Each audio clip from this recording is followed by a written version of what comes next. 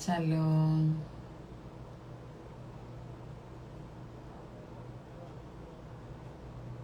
Shalom a todos.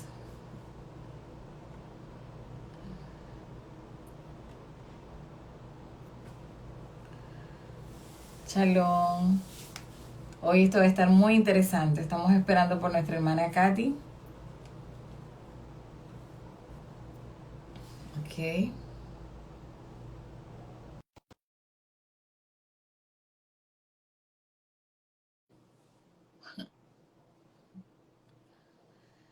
Shalom a todos. Shalom. Vayan compartiendo esta transmisión, amados.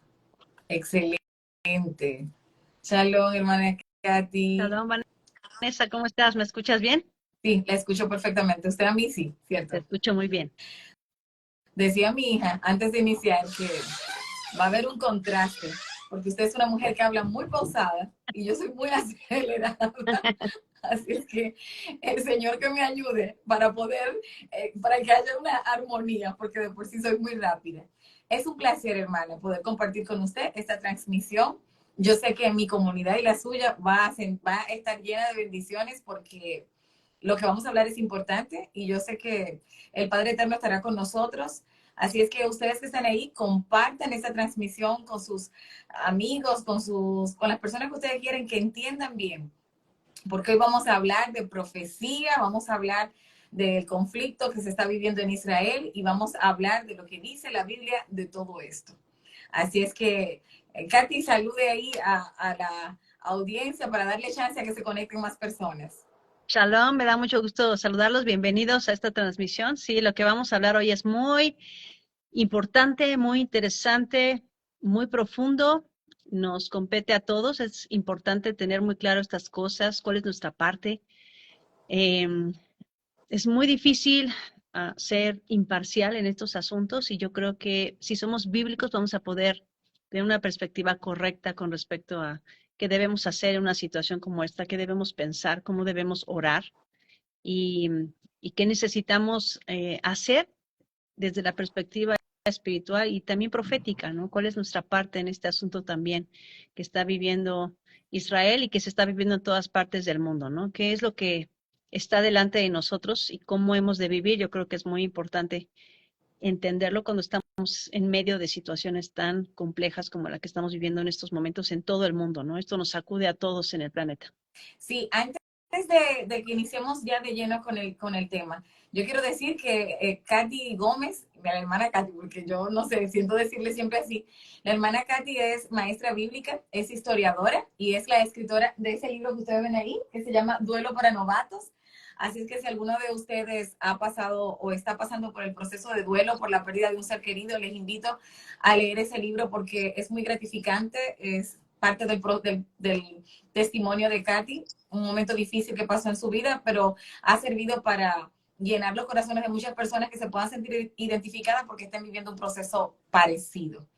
Y vuelvo a decirle que estoy feliz. Yo quiero que toda mi grupo, mi comunidad sepa que yo a esta señora que todavía personalmente no conozco, yo la amo mucho y la respeto mucho porque he aprendido mucho de ella. Así es que hoy me siento muy contenta y muy halagada y muy bendecida por el Creador de que me dé esta oportunidad. Así es que vamos a iniciar de lleno. Katy, ¿qué está pasando en Israel? ¿Qué pasó realmente en Israel? Muchos tenemos los conocimientos que dice la noticia, algunas noticias están un poco tergiversadas y de este lado hay mucho flujo de información, si se quiere de alguna manera hasta confuso. Entonces, ¿qué está pasando en Israel, Katy? Bueno, el 7 de octubre jamás lanzó misiles de cohetes contra Israel desde varios puntos de Gaza. Jamás el grupo terrorista que controla el gobierno de Palestina desde el año 2005, cuando Israel dejó el territorio, eh, empezó una incursión terrestre a gran escala en Israel, capturando decenas de rehenes, matando cerca de 1.500 civiles en un evento que probablemente han muerto más judíos en un día desde el holocausto judío nazi. Había órdenes porque algo que hicieron los terroristas de Hamás fue registrar en video. La gente literalmente pudo ver en Palestina como si fuera realidad un, un, un, un evento de reality show. Cómo mataban, decapitaban niños, secuestraban y violaban mujeres. Había órdenes de violar, todo estaba escrito y estaba ordenado. Había imágenes de cámaras corporales combinadas con grabaciones de circuito cerrado de televisión, las famosas dashcams y celulares, tanto de los pistoleros de Hamas como también de las víctimas. Registraron el horror que se desató ese día, mientras en el desierto un grupo de jóvenes celebraba un festival musical y muchas de las familias se encontraban en su casa celebrando Shabbat y el último día de la fiesta de Sukkot. Yeah.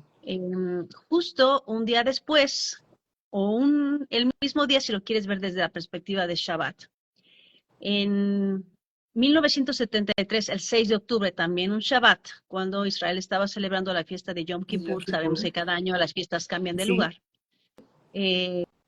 comenzó la famosa guerra de Yom Kippur. Así que estaban, de alguna manera, utilizando ese evento, esa conmemoración 50 años después, en un Shabbat también, el primer Shabbat de octubre, estaban declarándole la guerra a Israel. Básicamente eso es lo que sucedió. Por supuesto, a este punto del conflicto ya tenemos cerca de 5,000 muertos entre los dos bandos. Hamas es una organización terrorista que quiere instalar la ley Sharia en toda la región. Es una forma opresiva de teocracia que promueve la violencia y la muerte de los infieles, es decir, todo aquel que no se sujeta a la religión islámica de la manera como ellos la interpretan. Le permite a los varones golpear a su mujer. Es una organización que está comprometida para destruir básicamente a Israel y a los judíos y al mundo cristiano. Es lo que también tenemos que entender, porque desde su perspectiva también somos nosotros considerados infieles. Sí. No es algo que yo creo o es algo que yo interpreto, es algo que ustedes pueden buscar, que pueden googlear. Busquen en Google Hamas Charter, que es un manifiesto de 1988 en el que Hamas habla abiertamente de sus artículos en cuanto a la resistencia de la organización, que tiene como intención principal la destrucción de Israel. Es una organización que está económicamente respaldada por Irán, que también es un país, una nación que también quiere la destrucción de Israel. En el año 2005, Israel dejó la zona de Gaza, desalojó a todos los judíos, ciudadanos judíos que vivían en esa zona, y le entregó el territorio al control de los palestinos. Luego Hamas tomó por la fuerza el gobierno, y digo por la fuerza porque literalmente cualquier opositor fue asesinado. Los oficiales palestinos que al principio querían establecer una democracia fueron algunos arrojados por las azoteas de los edificios. Se esperaba que cuando Israel salió de Palestina, esto trajera como resultado elecciones democráticas y se estableciera un gobierno civil y se llegara a alguna solución pacífica, pero no fue así. Todas las guerras que ha iniciado Hamas desde el establecimiento de su gobierno, y lo voy a decir así porque lo es, tiránico, desde la franja de Gaza, desde el 2007, 2008, 2017, 2021 y la reciente guerra iniciada en el 2023, han sido desastrosas para el pueblo palestino. Sí, a raíz de eso, escucho. perdóname hacerte Sí. una pregunta, porque, bueno, te me adelantas, por decirlo de alguna manera, porque muchas personas dicen, por ejemplo, que Israel tiene secuestrada a Hamas porque lo tienen prácticamente encerrado en una cárcel, porque no le permiten nada. Y bien es sabido que sí, que en el 2005 Israel ya no estaba ahí, pero la gente no se educa. Y me gustaría que en este respecto, como historiadora que eres, nos eduques respecto a esto, porque mucha gente dice que no, que es que lo teníamos, que Israel, perdón, los tenía secuestrados, que ellos no tienen forma de nada. Y otra, ahí en el mismo tenor, es también preguntarte, porque la gente, ahora vemos en el mundo que están todos Free Palestina, y entonces yo digo, pero vamos a ver, Free Palestina, pero quien entró y hizo esto fue Hamas, y es como Free Palestina, viva Palestina, y entonces eso, los niños, las personas que fallecieron inocentemente y todo lo que está pasando, el Free Palestina es base para que tú te alegres de todo esto. Es decir, es algo difícil, lo que no lo podemos entender. Claro. Si dijéramos Free Palestina, liberen a Palestina, debería ser de Hamas. Hamas no es un movimiento de justicia social, es una pandilla que quiere incrementar su propio poder. Israel no es la causa mayor del sufrimiento para los palestinos. Israel dejó la franja en el 2005, dejó invernaderos, dejó toda la infraestructura para que los palestinos pudieran vivir y tener una vida completa. Tenían todos los recursos necesarios para empezar su vida en Palestina porque les dejaron toda la infraestructura puesta. Lo que hizo Hamas fue destruir todos los invernaderos y toda la infraestructura que estaba ya instalada, que habían desarrollado los judíos en esa zona. Hamas es la causa del sufrimiento mayor de los palestinos. No es Israel quien tiene preso al pueblo palestino, es Hamas, porque Hamas no tiene habilidad ni ningún deseo de gobernar al pueblo palestino. Todo el dinero que llega para uso humanitario termina siendo usado para hacer misiles. Todo el cemento que llega para construir las casas y los edificios de la comunidad palestina es robado por Hamas para construir túneles para desarrollar, para usarse para ataques terroristas. Jamás usa a los palestinos como escudos humanos, colocando misiles en edificios habitacionales, oficinas, escuelas, en hospitales. El agua en Palestina no es bebible. Si Palestina tiene agua es porque Israel suministra agua. La electricidad es terrible, no porque Israel les impida tener corriente eléctrica. De hecho, la electricidad viene de Israel porque no han desarrollado un sistema eléctrico y entonces por esta razón tienen apagones por horas. La costa de Palestina está llena de alga. No hace nada el gobierno para limpiar esa zona, por lo tanto la pesca es casi imposible. Y de nada de eso tiene la culpa Israel. Entonces, Katy, sí.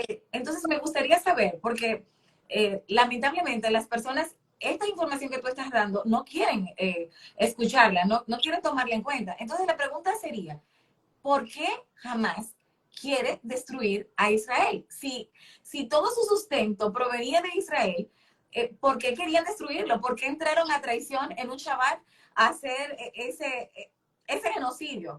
¿Por qué hicieron todo esto? La lucha no es por territorio. Se habla mucho de que el conflicto es territorial. No lo es. Es un conflicto político y religioso. Porque desde la perspectiva del Islam y los palestinos que están en esa zona, Israel no debería existir.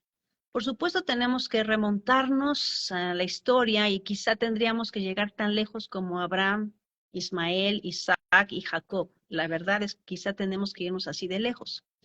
Ahora, no quiero que me confundan, o sea, no significa cuando doy toda esta información con respecto a quién es el grupo terrorista Hamas, que apruebo todo lo que hace el Estado de Israel. Exacto. Entonces no deberíamos confundirnos, ¿no? El Estado de Israel y el Israel de Dios son cosas diferentes. El gobierno de Israel también está lleno de corrupción, simplemente por ejemplo, en este caso no tiene explicación que durante 5 horas los terroristas pudieran realizar una campaña de asesinato, violación y secuestro cuando las alarmas usualmente suenan si un gato se acerca a la barda.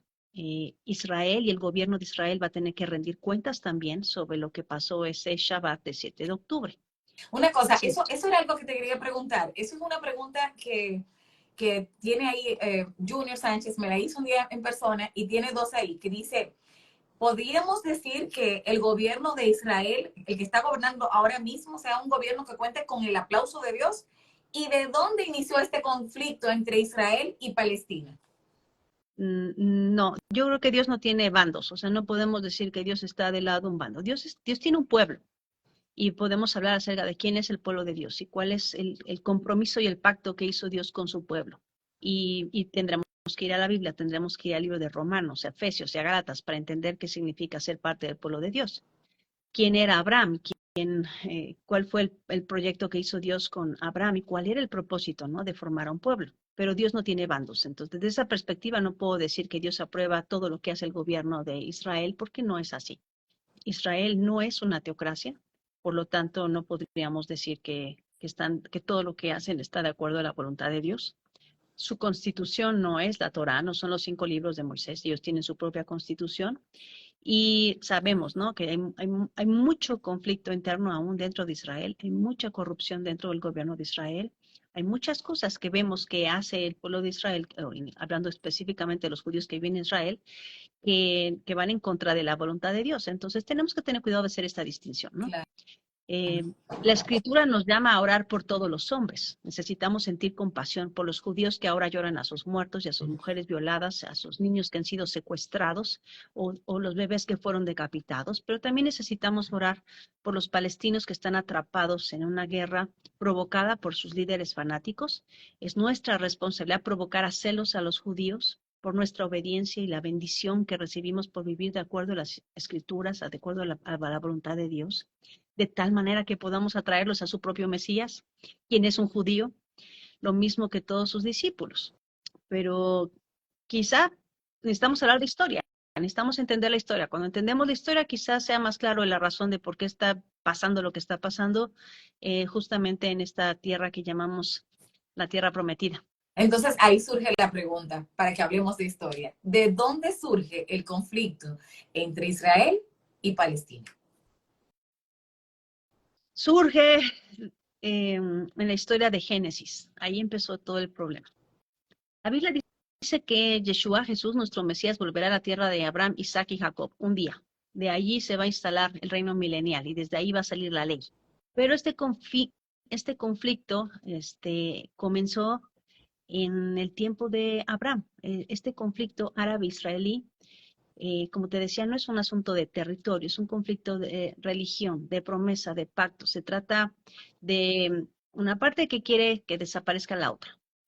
Y necesitamos irnos a la historia de Abraham, la promesa que le hizo el Eterno a Abraham. Y comenzó esta historia en Génesis, por ahí del capítulo 14 encontramos la historia de Abraham. En un momento de la vida de Abraham, y como resultado de un proceso que la Biblia interpreta como una revelación divina, Abraham de 75 años abandona el politeísmo y empieza a rendirle culto a un solo Dios, al Elohim, creador del universo, a quien más tarde Moisés va a conocer y se le va a revelar como ser el que seré, o el Ejie Asher Ejie, en hebreo también se le conoce como Yahweh o Yud Hei Vav Hei, el tetragramatón, el nombre del Eterno, que significa justamente es, el que era y el que ha de venir. La revelación incluía la orden de abandonar su tierra y su parentela y emprender un viaje a una nueva vida que incluía una incesante peregrinación por amplios espacios, desde lo que hoy llamamos Irak, Siria, Jordania. Abraham no era un judío, Abraham es el primer hebreo, pero era un extranjero. De hecho, él vivía en lo que ahora conocemos como la región de Babilonia. Es decir, que Abraham era un babilonio, un extranjero, un iraquí. Y llegó hasta la tierra que se conoce como Canaán. Después les voy a explicar de dónde salió el nombre Palestina, pero esa tierra nunca se llamó así.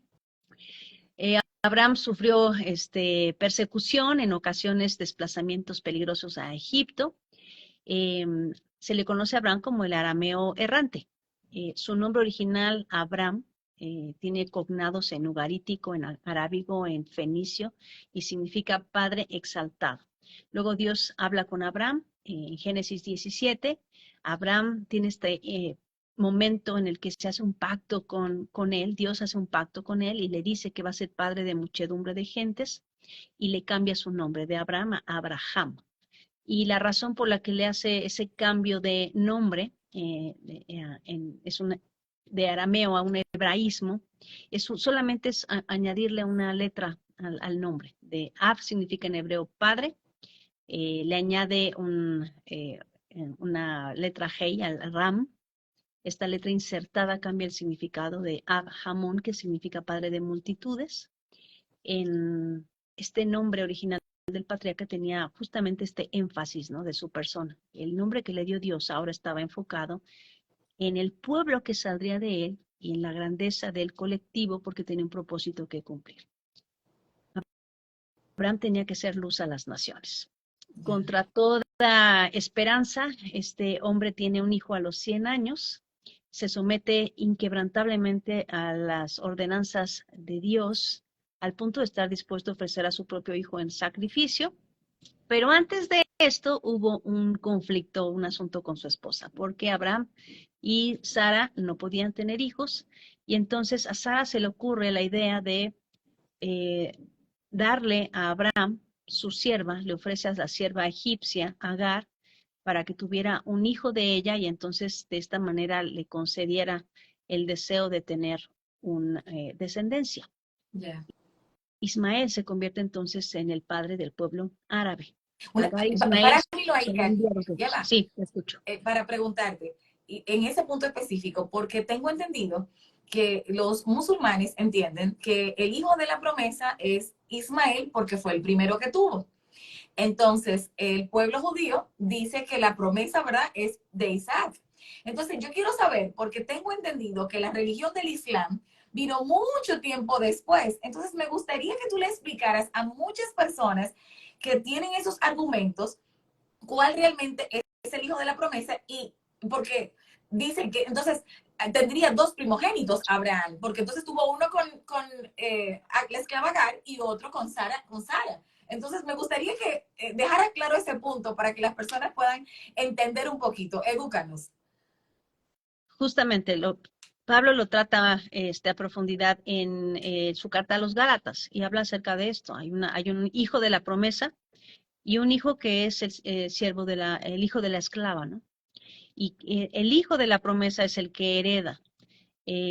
Y esto es importante porque vamos a ver que hay un patrón bíblico, ¿no? El menor sirve, el mayor sirve al menor. Esto lo vamos a ver desde la historia de Adán y Eva con Caín y Abel. Abel es el menor y sin embargo su corazón, su anhelo de servir a Dios de la manera correcta lo coloca en una posición superior a Caín. Por lo tanto, el menor sirve al mayor en ese sentido. Después tenemos la historia justamente de Isaac y de Ismael y vemos este mismo patrón. El corazón de Ismael estaba lejos de estar de acuerdo al corazón de Abraham y del Eterno. En la historia bíblica dice que Ismael y Agar despreciaban a Sara y a Isaac y los oprimían. Por esta razón, Dios le dice a Abraham que hace bien en dejarlos ir. Y entonces son enviados lejos y en su misericordia Dios le promete a Ismael que de él van a salir 12 príncipes, debido a que es hijo de Abraham también y va a ser prosperado. Y se convierte en una gran nación el pueblo árabe. Entonces, para ir entendiendo poco a poco, entonces, usted me está queriendo decir que, ok, Dios, porque Abraham era su amigo, le hace una promesa con su hijo Ismael, le dice, vas a ser una gran nación, te voy a entregar 12 príncipes, pero la promesa y el pacto que yo tengo es con Isaac. Sí, Eso es correcto, ¿verdad? Es lo que me dice la historia bíblica. es correcto. ¿Por qué? Porque el pueblo de Dios siempre es un pueblo de fe. Observamos el mismo caso con Jacob y Esaú. Jacob es el menor, Esaú es el mayor, y sin embargo la promesa y la primogenitura recaen sobre Jacob. Siempre hablamos de que Jacob le roba la primogenitura a Esaú, pero no se la robó.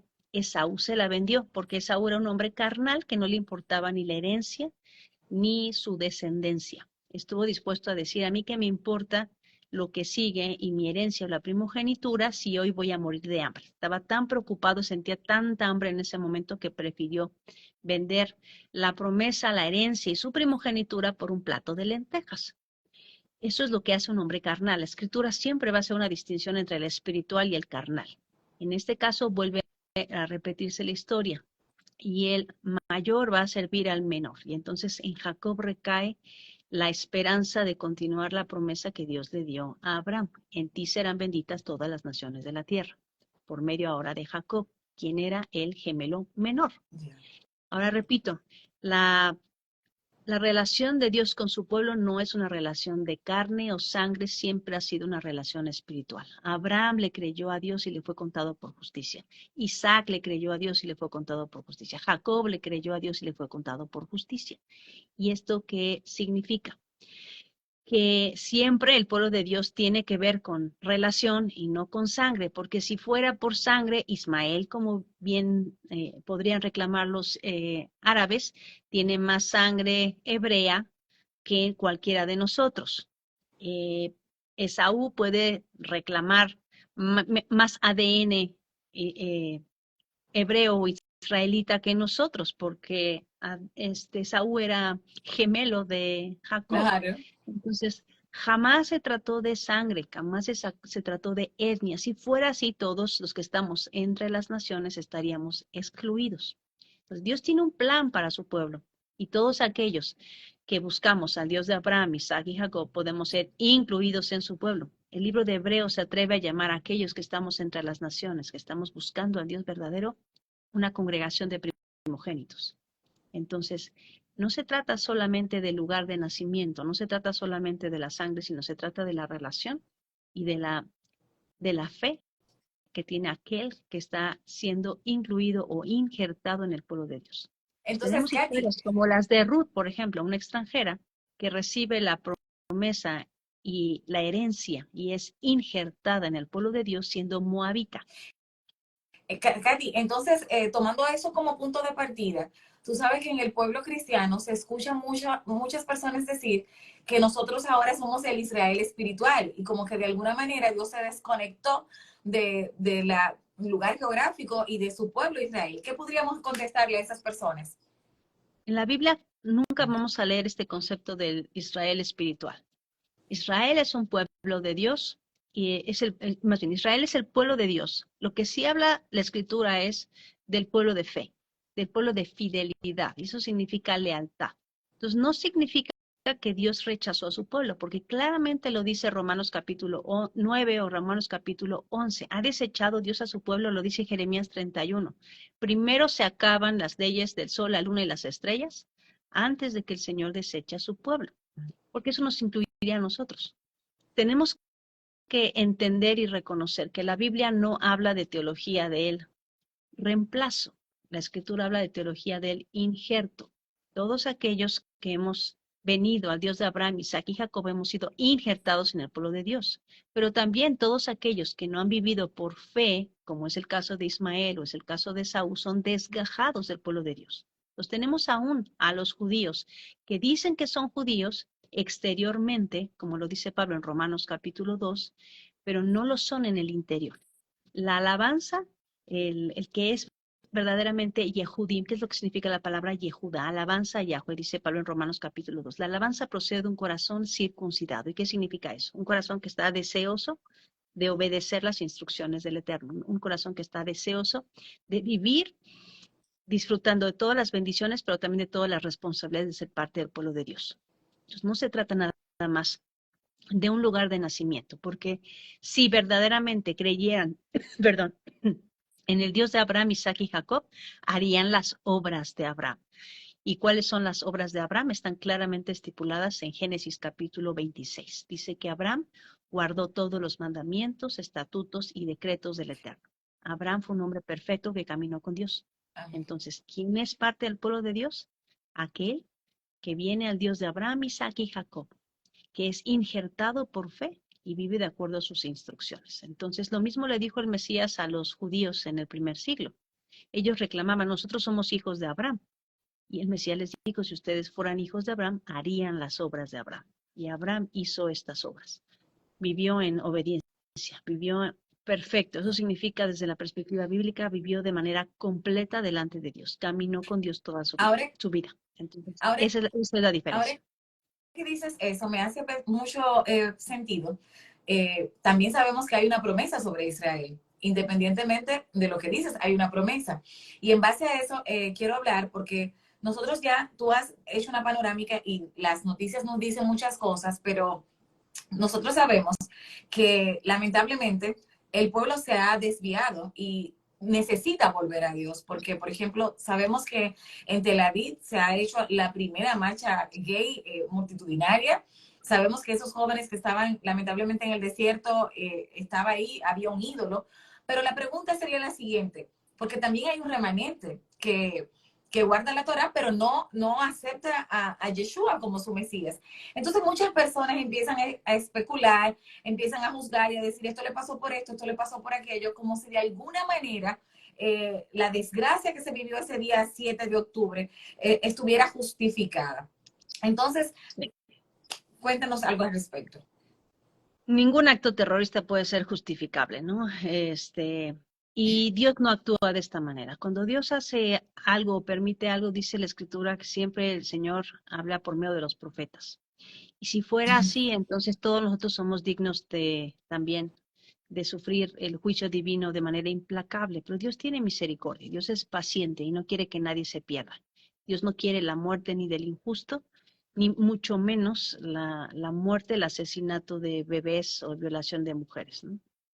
Tenemos un Dios de justicia y de amor. Entonces, hablar de alguna manera, asumir que porque estaban haciendo esto, porque no están haciendo esto, entonces merecen este tipo de acciones terroristas, sería confundir cuál es la voluntad de Dios, cómo es Dios, cuál es su carácter, ¿no? No, y que Dios Entonces, dice que Él no quiere que ninguno se pierda, sino que todos sí, procedan todo al arrepentimiento. es Pero correcto. entonces ahora yo quiero que me hables de historia, Katy. Yo quiero, porque yo he visto y en las redes sociales dice la gente que Israel nunca existió, que lo que existió fue Palestina, y uno dice, wow, pero ¿de dónde sacan esas atrocidades? Porque al parecer niegan la evidencia, incluso arqueológica. Y como yo sé que tú eres una historiadora y que este tema te apasiona, yo quiero que tú nos eduques a todos y nos cuentes desde dónde viene o quién fue primero, Israel o, O o Palestina. Palestina, como dicen, porque definitivamente cuando entonces uno habla, las personas piensan, como tú dijiste al inicio, es muy difícil no parcializarse en estos temas, pero nosotros vamos a la Biblia. Ellos tienen, por ejemplo, el Corán, pero ese Corán no está desde los tiempos de la Biblia, es decir, el tiempo, perdón, de los profetas, de los patriarcas, es mucho antes. Entonces, me gustaría que nos hables de ahí y que nos hables del conflicto histórico y que nos traiga hasta los tiempos del emperador Adriano y todo lo demás, cuando hubo el cambio de los nombres, por favor. Claro que sí. Las tensiones entre los árabes y los hebreos permanecieron por siglos, una vez que se estableció Israel en su territorio. Tuvieron un breve periodo de unidad, unos 300 años en el periodo de los jueces, unos 120 años en el periodo de los tres reyes, Saúl, David y Salomón. Israel después se divide, como conocemos en la historia bíblica, en dos reinos. El reino del norte se le conoce como el reino de Israel y el reino del sur es el reino de Judá. En el reino del norte se queda Jeroboam, uno de los generales de Salomón, y en el sur se queda Roboam, el hijo de Salomón. En el norte se queda la capital Samaria y en el sur se queda la capital Jerusalén. Después comienza un periodo de apostasía para Israel, empiezan a adorar ídolos, es una de las razones de la división. Salomón permitió que todas sus esposas metieran ídolos y dioses y adoración pagana al territorio de Israel, y esto trajo como consecuencia invasiones, asirios, babilonios, persas, griegos, romanos, que van a tomar la tierra prometida, la van a conquistar y los hebreos van a ser súbditos de todas estas naciones, van a disfrutar periodos muy cortos de independencia y en algunos casos van a vivir las deportaciones. En el año 722, los asirios se llevan cautivos al reino del norte y el reino del sur, unos 100 años después, va a ser enviado cautivo a Babilonia. Después van a regresar con Nehemías, con Esdras y con Zorobabel para reconstruir el templo y las murallas de la ciudad. Cuando llegamos a la Edad Media, surge una nueva religión de entre los hijos de Ismael. Ahora la conocemos como el Islam. Un ángel o un demonio, lo voy a decir así porque la escritura dice que si escuchamos un evangelio distinto, ya fuera por boca de un demonio o de un apóstol, lo tomemos como algo demoníaco, lo dice en los evangelios. Este ángel o este demonio le da una nueva revelación a Mahoma o Muhammad. Muhammad es un participio pasivo masculino del verbo hamadá en árabe, que significa alabar, y Muhammad ibn Abd Allah nació en la ciudad de la Meca, en Arabia, alrededor del año 570 después de Cristo. A una edad muy temprana se convirtió en un comerciante exitoso. A los 40 años, mientras meditaba en una cueva, Muhammad, dice la leyenda, que recibió esta primera revelación de su Dios, Alá, que no es el mismo Dios de Abraham, aunque desde la perspectiva de lingüística en cuanto a cognados suena muy parecido a Elohim, Eloah, Eso me básicamente. parece muy interesante, Katy, porque muchas personas dicen que Alá es Dios. Es decir, muchas personas dicen que el Dios que nosotros adoramos, al que alabamos, es el mismo Alá. Y es muy bueno que expliques esto. Y también me llama mucho la atención que la religión del Islam inicia 580 y pico años después de Cristo. Entonces, no entendí. El profeta Es viene correcto. también después de Cristo. Estamos hablando de sí, de casi 6 siglos después de la venida Y de entonces, Cristo. esto es comprobable, esto lo encontramos históricamente hablando. Ah, ¿Tenemos cómo comprobar esto? absolutamente tenemos históricamente el mismo Islam sabe en qué año nació Muhammad y en qué año a qué edad comienza a tener estas revelaciones y se establece la Y religión del entonces, Islam. cómo se explica que ellos entiendan, ellos que vinieron después, tiempo y tiempo después, siglos después, cómo se explica que ellos se crean a sí mismos que son, ¿verdad?, los benefactores o que son los primogénitos o que son los que tienen la verdad, cuando ellos vinieron tanto tiempo después incluso de Yeshua. Bueno, honestamente, podría darles una sesión de 2 horas explicándoles el origen del Islam. Realmente el origen del Islam está muy asociado a la Iglesia romana, católica romana. Realmente fue un intento de la Iglesia católica romana para terminar también con los judíos.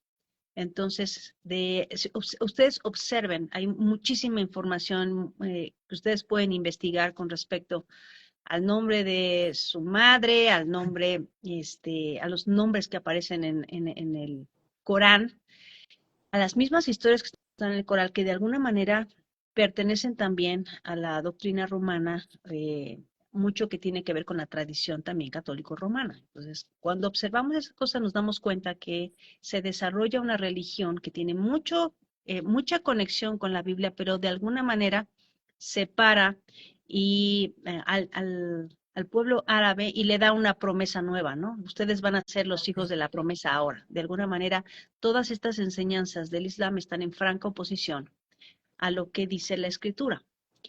Y todas estas revelaciones que recibe Mahoma fueron compiladas en este libro sagrado que conocemos como el Corán, que es el libro sagrado del Islam. Muhammad enfrentó la oposición de líderes políticos, de líderes religiosos en la Meca, y en el año 622 después de Cristo emigró a la ciudad de Yatrib, que posteriormente se va a conocer como Medina, en un evento conocido como la Hegira, que marca el comienzo del calendario islámico. En Medina, Muhammad consolidó su posición como líder religioso y político y durante los siguientes años lideró campañas militares en defensa del Islam. Se convirtió en un líder, en el líder de lo que se conoce como el primer Estado islámico en expansión. Por ahí del año 630, Muhammad regresa triunfante a la Meca, purifica la Kaaba, que originalmente es un meteorito adorado desde la antigüedad por los árabes politeístas preislámicos, y se considera que contenía hasta 360 ídolos. Es el lugar que ahora es el lugar sagrado para el pueblo islámico. Es el santuario principal para el pueblo La islámico. Meca. Sí, Okay. Muhammad murió en el año 632 después de Cristo en Medina. Obviamente su legado perduró en lo que conocemos ahora como el Islam. El Islam no es una religión unida, tiene dos divisiones muy importantes. Una es el Islam sunita y el otro es el Islam chiita. Son dos ramas principales y tiene subdivisiones, ¿no? Tiene también, el Islam sunita representa la mayoría, alrededor del 85 y 90% de los musulmanes. Siguen la tradición de lo que enseñó el profeta Muhammad, aceptan los 4 primeros califas como líderes legítimos. Por otro lado, la división chiita constituye una minoría significativa, aproximadamente entre el 10 y el 15%.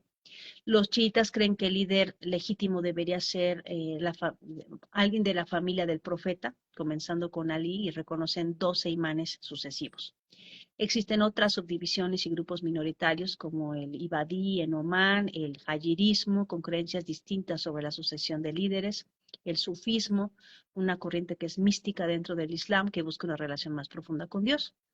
Ahora, si hablamos de territorio, Después de la expulsión de los judíos de Judea, tras la destrucción del templo en el 70 después de Cristo, por las hordas de Tito, el pueblo judío quedó esparcido entre las naciones, mientras se formaban nuevos imperios.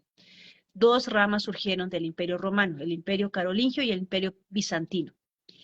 A la caída de Constantinopla, que es la capital del imperio bizantino, surge lo que ahora conocemos como el imperio otomano. El núcleo original de lo que se convertiría en imperio otomano se encuentra en Anatolia, una región de la actual Turquía. Un líder militar y gobernante llamado Osman, también conocido como Osman I, se destacó por su habilidad en la conquista de tierras, y en Anatolia a finales del siglo XIII. Después de la muerte de Osman I, su hijo Orhan continuó la conquista y expandió el territorio otomano. La expansión del imperio se basó en la conquista militar, no muy distinta a lo que están intentando hacer ahora los terroristas de Hamas, ¿no? Se basó en guerra, en asesinato, en violaciones, y consolidan su territorio a lo largo del siglo XIV y el siglo XV. Estamos hablando de la Edad Media. Uno de los eventos más significativos en la historia del Imperio Otomano fue la caída de Constantinopla, como les decía. Esto sucede en 1453, razón por la que después Cristóbal Colón va a empezar a emprender también su viaje, porque al cerrarse el paso de Europa hacia el oriente, a los europeos les encantaban las sedas y las especies del oriente. Al cerrarse el paso, que era el único paso que había en Constantinopla de Europa hacia el Medio Oriente, entonces necesitan encontrar nuevas rutas. Y entonces tenemos la historia de Marco Polo y más tarde la de eh, Cristóbal Colón. Bueno, cuando cae Constantinopla, el líder otomano Mehmed II, conocido como Mehmed el Conquistador, capturó la ciudad, que había sido capital del Imperio Bizantino, y esto marca el final del Imperio Bizantino y el comienzo de la preeminencia otomana en la región. Después de la caída de Constantinopla, el Imperio Otomano continuó expandiéndose a lo largo de Europa, de Asia y de África, bajo el reinado de líderes como Suleimán el Magnífico. El imperio alcanzó su apogeo en el siglo XVI y se convirtió en uno de los imperios más extensos del mundo. Y este imperio continuó existiendo hasta su desintegración a principios del siglo XX. Después de la Primera Guerra Mundial, fue reemplazado por la República de Turquía en 1923, bajo el liderazgo de Mustafa Kemal. La historia del Imperio Otomano abarca más de 600 años y dejó una huella duradera en la historia, la cultura y la región del mundo entero. Eso incluye hasta los hispanos. Tenemos más de 4.000 palabras árabes en nuestro idioma, debido a que el Imperio Otomano alcanzó la región de Sefarad y por 100 años estuvieron en esa zona del mundo. Ahora, el 1 de noviembre de 1922, la Gran Asamblea Nacional Turca abolió el cargo de sultán, dándole el último golpe al ya moribundo Imperio Otomano, una de las mayores superpotencias que la humanidad ha conocido, y aquel día culminaron aproximadamente 600 años de historia y nació la República de Turquía que conocemos actualmente. Ahora, la dinastía Osmanlí, la familia gobernante del imperio desde su fundación en 1299 hasta su disolución, llegó a expandirse a lo largo de 3 continentes, en lo que ahora conocemos como Bulgaria, Egipto, Grecia, Hungría, Jordania, Líbano, Israel, los territorios que después les voy a explicar por qué se llaman palestinos, Macedonia, Rumania, Siria, parte de Arabia Saudita, la costa norte de África, muchos otros países como Albania, Chipre, Irak, Serbia, Qatar, Yemen, también todos fueron parcialmente o totalmente otomanos. Toda la región que alguna vez fue Israel, después de la caída del Imperio Otomano, quedó en manos del Imperio Británico. Entonces, jamás ha habido una nación palestina. Lo voy a repetir, jamás ha habido una nación palestina. Antes del Imperio Británico estuvo el Imperio Otomano, pero nunca una nación palestina. No hay un solo rey palestino. Nadie me puede encontrar un libro de historia donde me pueda decir el rey palestino fulanito o el presidente palestino fulanito. No me pueden encontrar una moneda palestina. No existen monumentos arqueológicos palestinos, ni monedas, ni ningún registro arqueológico de un pueblo que jamás se llamó palestino. Entonces, Ahora la pregunta es, hermana, Sí. sacan que ellos estaban primero, que ese pueblo es de ellos y que Israel se lo robó? De dónde se saca toda esta información? Que está saturada todas las redes y toda la gente habla y hay tantas personas defensores de Palestina. Entonces, según lo que usted me dice, con su vasto conocimiento histórico, entonces, ¿de dónde sacan toda esta información y cómo aseveran todo esto?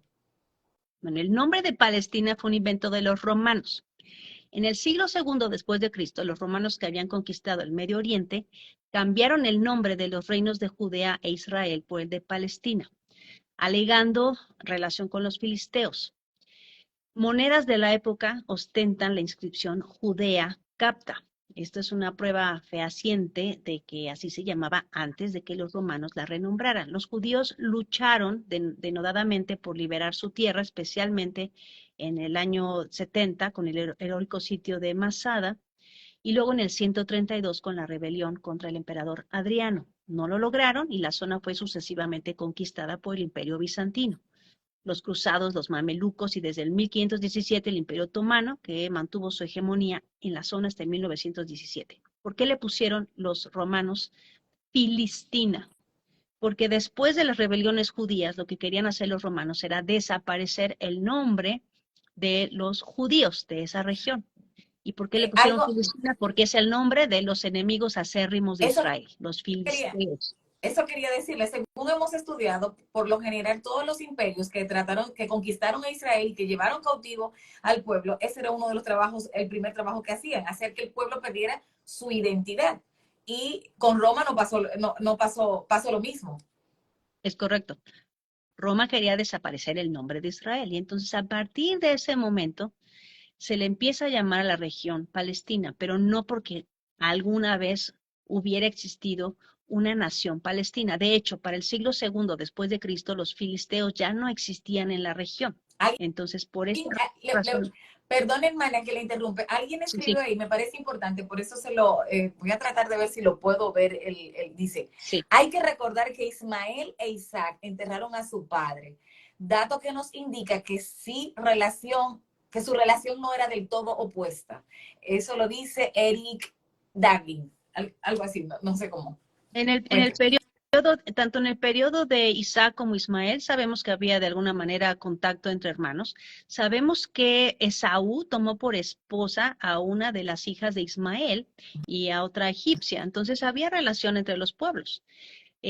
Los marianitas también son descendientes de Abraham, de la segunda esposa de Abraham. Sí, Entonces sabemos que el de pueblo de Setura, Israel, incluyendo a está ahí en Moisés, Génesis. exacto, tenía relación con los marianitas, que también son hijos de Abraham. Al Entonces, final, toda esta hermano, todas región esas está hecha personas, de primos todos y ellos son hermanos. familia. Todos son Al familia. final, todos son familia, Todos son son familia. primos y hermanos. Ahora, Katy, Ujú. ¿por qué los romanos, y pudiéramos decir, ¿verdad? La Iglesia Católica, pero ¿por qué los romanos han insistido tanto y crearon esta religión?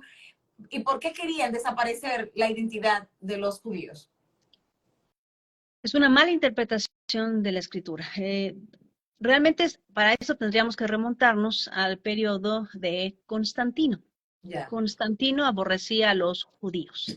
Por ahí del año 235 después de Cristo, Constantino llega al poder y se da cuenta que para que él pueda tener la hegemonía del gobierno necesita de alguna manera unificar la religión. Y entonces decide paganizar a los cristianos y cristianizar a los paganos, haciendo un concilio, el famoso concilio de Nicea. Y entonces Uh-huh. ahí comienza de alguna manera un secuestro de la fe cristiana por un pagano. Este Constantino jamás se convirtió. Constantino siempre fue mitraísta, él siempre adoró al sol. Lo bautizaron a fuerzas en su lecho de muerte.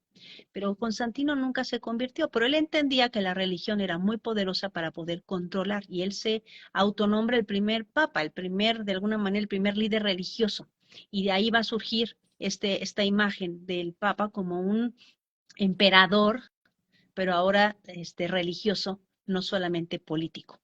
Entonces, de alguna manera, el desaparecer del cristianismo, todo rastro que pudiera tener del judaísmo, fue una de las razones por las que se empiezan a desarrollar estos concilios y se empieza a desarrollar doctrinas que tienen que ver más con el reemplazo de los gentiles espiritualmente que el entender que hemos sido injertados, que es lo que claramente Pablo explica en Romanos 9, en Romanos 11, en Gálatas 3 o en Sí, Efesios capítulo 2. eso es importante que lo digas porque en ninguna parte está la teoría del reemplazo. Y cuando tú escuchas personas decir que no, no te creas tú que es Israel, no, porque nosotros somos el Israel espiritual, sabemos que ambos pueblos, tanto los gentiles como los israelitas, los judíos, tienen que volver a hacer su trabajo.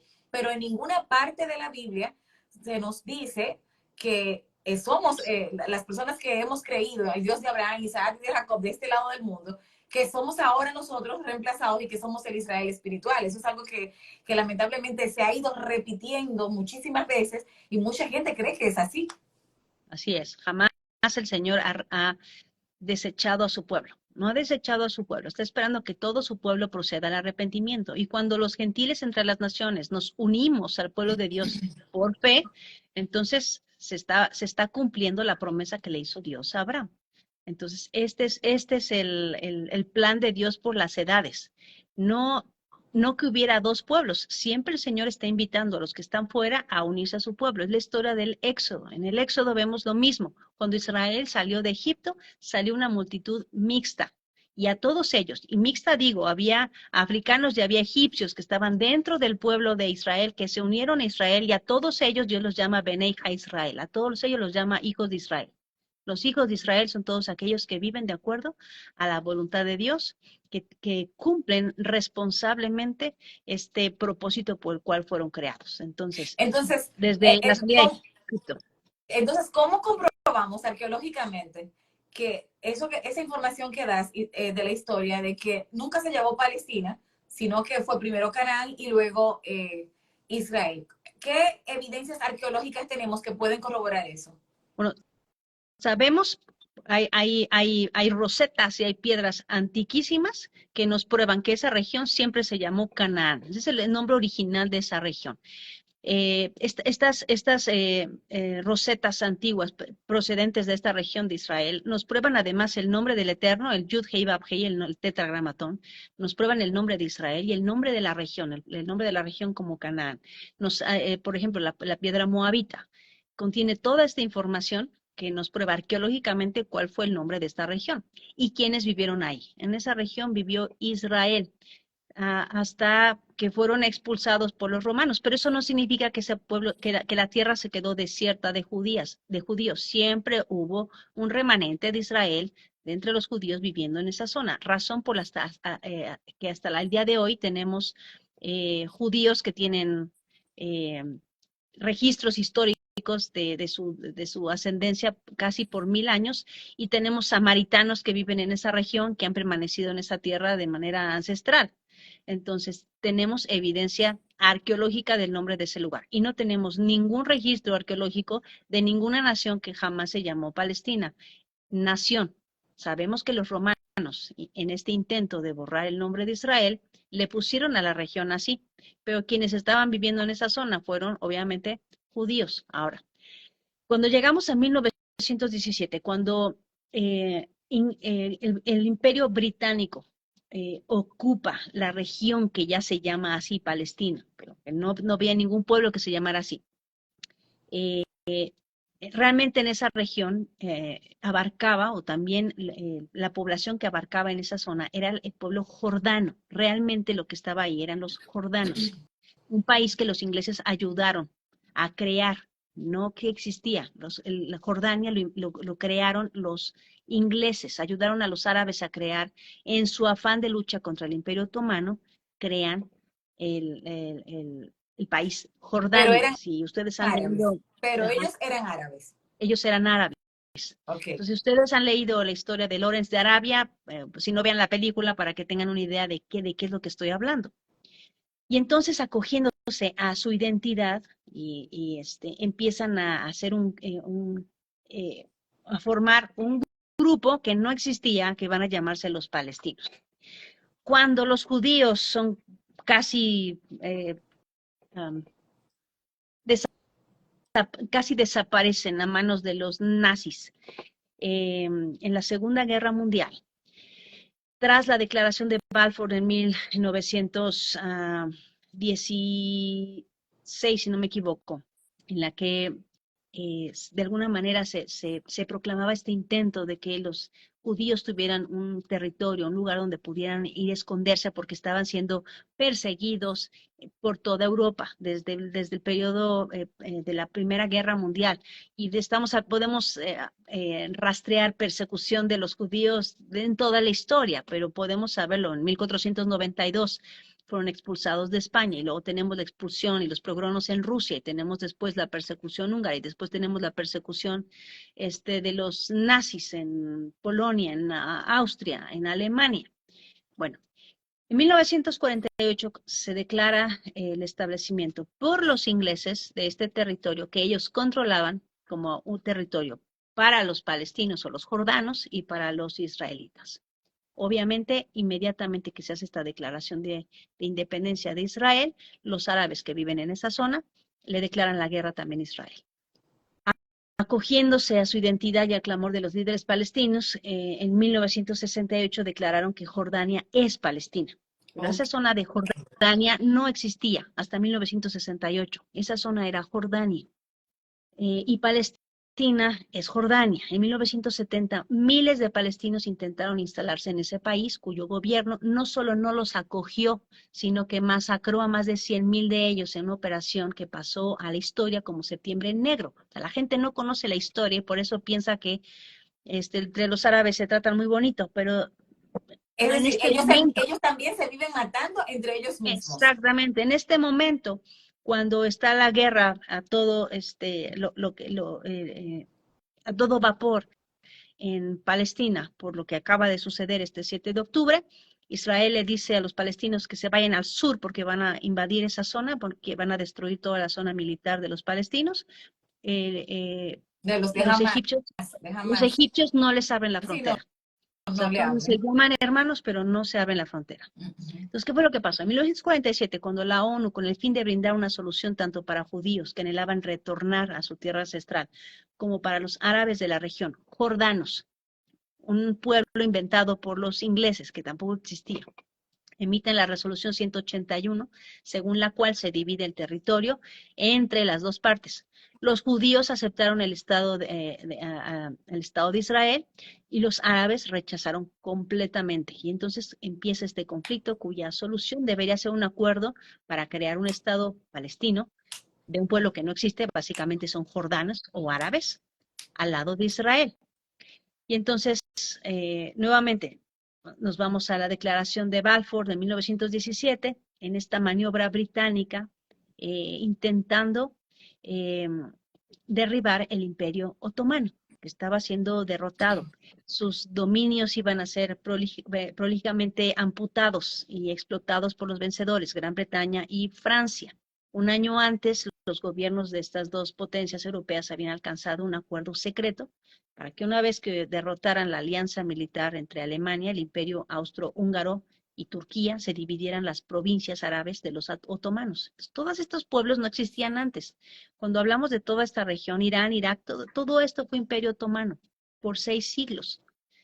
Y una de estas provincias era justamente lo que se llamaba Palestina. Pero nunca hubo pueblo palestino, todos eran árabes y después se les va a llamar jordanos. Y los residentes judíos, residentes en Europa, eran incesantemente víctimas del antisemitismo que se presentó desde Rusia hasta Portugal. Eso es algo importante que te quería preguntar. Hay alguien que preguntó qué es sionismo y me gustaría que pudieras responder primero qué es antisemitismo y luego qué es sionismo, para educar a las personas que ya han hecho esa pregunta varias veces. Bueno, el antisemitismo es un nombre que se le da a este deseo de alguna manera desaparecer de la faz de la tierra a los judíos. Es muy interesante, bueno, el término Sem viene de Shem, uno de los hijos de Noé, de donde viene el pueblo de Abraham. Abraham es descendiente de Shem y por esta razón es semita. Entonces realmente todos los arameos, los árabes, los que vivían en la región ugarítica y los hebreos, todos son semitas. Entonces, cuando hablamos de antisemitismo, deberíamos incluir también a los árabes. Entonces, es muy extraño que entre ellos mismos haya antisemitismo porque ellos también son semitas. Ok. El sionismo surgió en la era de Lord Rothschild, que había comprado tierras para otorgarle a los judíos europeos eh, un lugar para que pudieran colonizar la tierra de Israel, que era inhóspita. Era una tierra baldía, sin agua y sin vida, Ujú. aunque había existido una milenaria población judía y una población árabe. La realidad es que la tierra estaba en ruinas para ese momento histórico. Ha quedado vacía la tierra y conocemos la historia. El pueblo judío sin Estado fue víctima directa y casi exterminada por la máquina nazi, empoderada por Adolfo Hitler, que los iba a despojar de todas sus pertenencias y los iba a enviar a campos de exterminio, campos de concentración.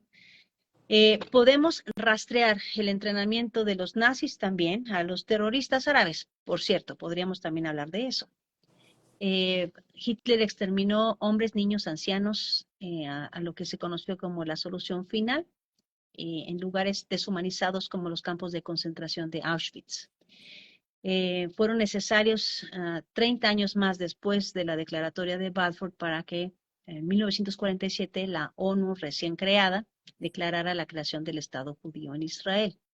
La mayor potencia imperial de la época, Gran Bretaña, ratifica su apoyo desde la declaración de Balfour, pero no fue algo que esta declaración no fue legal hasta, obtuvo el peso legal hasta la declaración de la ONU, la declaración 181 de las Naciones Unidas. Ok. Entonces, históricamente no podemos hablar un derecho territorial histórico de ninguna de las partes. La pregunta es, ¿merecen los judíos vivir ahí? ¿Merecen los árabes vivir ahí? Todos los pueblos de la tierra somos inmigrantes de alguna manera y todos deberíamos tener derecho a la vida y a no ser perseguidos. Por esta razón no podemos ser parciales ni para un lado ni para el otro. Por supuesto no podemos tolerar el terrorismo y la muerte de mujeres, niños o la violación. No, esto no es forma Katy, de ninguna eh, a manera raíz de, de vivir. a raíz de todo lo que está pasando, ¿por qué la iglesia de este tiempo tiene que estar muy pendiente a lo que está pasando en Israel? Porque algún día va a regresar el Rey de Reyes. Entonces, la pregunta es, ¿quién tiene derecho a decidir a quién le pertenece la tierra? ¿Israel, Estados Unidos, las Naciones Unidas? ¿Cómo podemos decidir, no? ¿Por ocupación, por guerra, por lo que la historia reclama? Cuando la palabra de Dios habla con autoridad, esto se convierte en la última palabra. Dios tiene mucho que decir acerca de la tierra y de los hijos de Israel en su revelación sobrenatural que conocemos como la Biblia. Ahora el pecado, la desobediencia y el exilio de Israel nunca anularon el pacto de Dios con su pueblo escogido, ni tampoco abrogaron nuestro derecho. Ya aquellos que hemos sido injertados al pueblo de Dios, también nuestro derecho a la tierra de Israel. Ahora la pregunta es, ¿anhelamos ese pedacito de tierra o anhelamos la Jerusalén que va a descender del cielo? El problema es que a veces ponemos mucho énfasis en la tierra y Ujú. no pensamos que Dios tiene un proyecto y un plan. Todos nosotros que somos parte del pueblo de Dios estamos en exilio de la tierra y es temporal. Y Somos con todo extranjeros y esto, advenedizos, todos ¿verdad? somos extranjeros y advenedizos. Y con todo esto estamos en la tierra de nuestros enemigos. Entonces, Y, y eso significa que podríamos, Dios no nos ha desechado aún a nosotros, que estamos a la amén, distancia, que eso es estamos maravilloso. lejos. Podríamos decir que esto que está pasando, porque entonces mucha gente ha iniciado con el temor y quería preguntarte, con lo que está pasando en Israel, escuché a algún predicador decir que ya todas las profecías estaban cumplidas. Entonces quiero hacerte dos preguntas en una. ¿Están cumplidas todas las profecías y lo que está pasando en Israel es el inicio del fin? Todas las profecías no pueden estar cumplidas porque si no tuviéramos palabra, si ya no hubiera palabra profética, no sabríamos cómo vivir. Definitivamente hay mucha parte de la profecía que está por cumplirse, y que necesitamos observar y necesitamos aprender. Necesitamos leer Joel, necesitamos entender Oseas, necesitamos entender Apocalipsis, necesitamos entender Daniel, lo que dice Isaías. Dios no cambia. La profecía no se trata de cuándo sucedió. La profecía, la pregunta siempre que estudiamos profecía es no cuándo va a suceder, sino cuándo se va a repetir. La profecía es cíclica, se repite una y otra vez y tenemos que poner atención a estas cosas. Entonces, ¿cuándo se va a repetir la profecía? Es la pregunta que tendríamos que hacernos en este momento específico en el que estamos viviendo. Porque conforme se repite y es cíclica la profecía, podemos observar que se van cumpliendo cosas que nos acercan más al tiempo del fin. ¿Qué es lo que estamos observando ahorita? Lo mismo que dijo nuestro Mesías en Mateo capítulo 24. Se oirá guerra y rumores de guerra. Entonces, cada vez vemos más esto, ¿no? Rumores de guerra. Cada vez se acerca más el tiempo en que se levantará nación contra nación. Entonces, ya vimos una primera guerra mundial, ya vimos una segunda guerra mundial. No me sorprendería que estemos al borde de una tercera guerra mundial. Si se levanta Irán contra Israel, lo más seguro es que se va a levantar Estados Unidos. Si se levanta Estados Unidos, se van a levantar todos los pueblos árabes de alrededor. Y entonces esto puede convertirse en una catástrofe mundial. Y por esta razón tenemos que tener los ojos abiertos, porque Dios no ha invalidado su pacto, porque el Señor siempre se acuerda de las promesas que hizo en la antigüedad, cuando el Eterno sacó a Israel de Egipto. Pero también dice, yo he puesto mis ojos en las naciones para ser su Dios. Entonces, Moisés específicamente profetizó que Israel experimentaría un tiempo de obediencia y bendición en la tierra prometida, seguida de un periodo de desobediencia temporal y de exilio de la tierra, seguido por un tiempo de restauración espiritual. Entonces estamos esperando también la restauración física y de alguna manera lo que vemos que sucedió con Israel cuando regresó en 1948 debería llamar nuestra atención.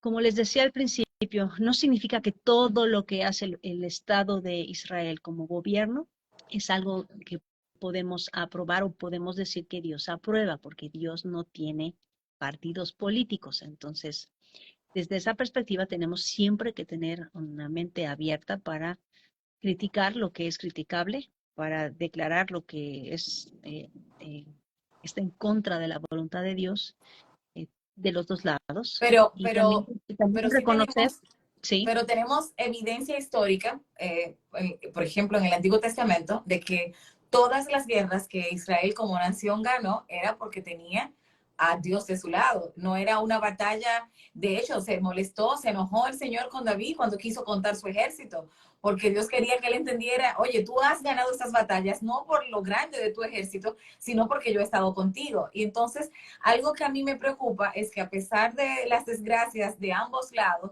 cuando hemos visto las declaraciones de los líderes de Israel, tanto su primer ministro Benjamín Netanyahu como su presidente y su ministro de defensa, en ningún momento hemos escuchado la palabra Dios está con nosotros. Ellos, su confianza ha sido, primero he escuchado decir en su espíritu, en su ejército y en sus aliados. Y si hemos estudiado las Sagradas Escrituras, sabemos que en el Antiguo Testamento el Señor se molestaba cuando Israel hacía alianza con naciones, porque el Señor siempre ha querido que el pueblo de Dios lo tenga a Él como su único Dios. De hecho, es lo que pasa cuando el pueblo en el libro de Samuel le pide a Samuel que quieren un rey. Y Samuel, conchale, se siente triste y Dios le dice, no te sientas mal, ellos no te están despreciando a ti, me están despreciando a mí. ¿Por qué pidieron un rey? Porque vieron lo que estaban haciendo las naciones vecinas. Hoy mismo vemos también, por ejemplo, ahorita hacía el comentario de que una de las marchas más grandes de los progres se hizo en Tel Aviv. Y de alguna manera, el Israel, ahora que está ahí, los gobiernos han querido congraciarse, ¿verdad?, con la política exterior de las naciones. Y hay cosas que no se les son, que espiritualmente para Israel no son permitidas, porque Dios ha sido, y es como decías en el inicio, la Torá no es la constitución de Israel, aunque debería ser. Entonces, eso es algo importante a tomar en cuenta. Otra cosa, Katy, a raíz de lo que ha pasado, te comentaba antes del en vivo que vimos en la noticia también que a la prensa sí se le mostraron las imágenes crudas de lo que hoy, lo que vemos con tapado en las redes y lo que escuchamos los testimonios. Si somos sensibles y escuchamos esos testimonios, nuestro corazón se parte. Pero algunas personas están diciendo que también el gobierno de Israel está siendo genocida. Y yo digo, bueno, pero ellos, entiendo yo, están respondiendo a un ataque que se le hizo a traición. Pero, ¿qué podemos decirle a las personas que están Free Palestina y como que de alguna manera no toman en cuenta? Sabemos que hay inocentes de ambos lados, lamentablemente. En una guerra eso pasa, que siempre va a haber inocentes de ambos lados. Pero lo que hicieron el día 7 de octubre fue una masacre, algo que no se puede contar, fue algo que fue a traición, fue algo espantoso. Hay testimonios ahí, incluso en las redes, algunas páginas judías han subido testimonios de los mismos secuestradores que ya están presos, ¿verdad?, por el gobierno israelí, y cuando le hacen preguntas y ellos dicen cuál era el plan, que era atraparlos, matar, incluso una nota de voz de WhatsApp donde uno de los terroristas le dice a su papá, papá, maté 10 judíos, y uno se horroriza porque aunque nosotros hemos escuchado estas cosas en la Biblia, uno no puede creer que estén pasando y que somos testigos, aunque sea a distancia, de lo que está pasando. Entonces, cuando escuchamos a las personas decir, no, Free Palestina y todo lo demás, ¿qué pudiéramos decirle a la luz de la palabra a estas personas? Palestina necesita ser libre de jamás del terrorismo y de una forma de pensar que lo aleja del Dios de Abraham, Isaac y Jacob. Necesitamos rogar a Dios por la libertad de un pueblo que necesita conocer al Dios verdadero. Israel, los judíos, la casa de Judá necesita conocer a su Mesías, necesita volver al Dios de Abraham, Isaac y Jacob, porque podemos tener una religión y eso no significa que la religión nos acerque a Dios. Cuando estemos delante del rey, no vamos a poder presentarle nuestra declaración doctrinal y esperar que así nos reciba. Lo que la escritura nos dice es que lo único que va a poder salvarnos es la relación que tenemos con el Mesías y que por medio de él entonces podemos producir fruto digno para Dios. Hay una responsabilidad del pueblo de Dios que está entre las naciones, que conoce la verdad, que conoce todo el evangelio, por llamar a la casa de Judá al arrepentimiento también. En Israel tenemos esta idea, ¿no?, de que los judíos guardan la Torah, pero la realidad es que los judíos guardan la Mishnah y el Talmud y el Zohar, y eso no es la palabra de Dios. O sea, la casa de Judá también tiene que ser llamada a volver a la palabra de Dios. Entonces tenemos que tener mucho cuidado de no formarnos bandos o no estar del lado de un bando, porque esto no sería bíblico. La escritura nos llama a orar por nuestros enemigos, a bendecir a los que nos persiguen. Entonces, tenemos que tener mucho cuidado, ¿no? De qué postura, de qué lado nos colocamos. No podemos estar del lado de terroristas que cometen actos inhumanos y no podemos estar también del lado de gobiernos que puedan ser corruptos en muchos sentidos. No es lo mismo eh, una una respuesta de guerra a un ataque terrorista. No es lo mismo. Entonces tenemos que también ser equilibrados en eso. Te aseguro que si mi país, México, lanzara 1.500 misiles de la frontera de Monterrey a Estados Unidos, no existiría México, ¿no? O sea, y este asunto de es que Israel debe responder equilibradamente, no sé qué palabra están usando ahorita en los medios, Sí, ¿no? sí. No tiene sentido, ¿no? O sea, ¿qué deben hacer? Y contar cuántos decapitaron y decapitar el número de personas que decapitaron los terroristas. Deben violar el mismo número de mujeres que violaron Mm. los terroristas. Ese Ujú. tipo de respuestas de los medios me parece tan ridícula, tan fuera de lugar, que no existe tal cosa como una respuesta equivalente a un acto terrorista. Es simplemente una respuesta de guerra para proteger a sus ciudadanos. Lo que tenemos que observar es que jamás usa a sus ciudadanos como escudos, y utiliza a sus ciudadanos para proteger sus misiles, e Israel va a usar misiles para proteger a sus ciudadanos. Ahí sí veo una gran diferencia. Sí, y Entonces, en eso incluso tenemos que tener tenemos que cuidado. tener en cuenta que jamás como organización recibe mucha ayuda internacional, que muy bien pudiera usarla para construir hospitales para su gente, pero en cambio a esto la utilizan para fabricar cohetes para atacar a Israel. Absolutamente. O sea, toda la ayuda humanitaria se utiliza para venderla en el mercado negro entre la élite. El cemento lo usan el cemento que llega para construir casas, lo usan para construir túneles, para realizar actos terroristas.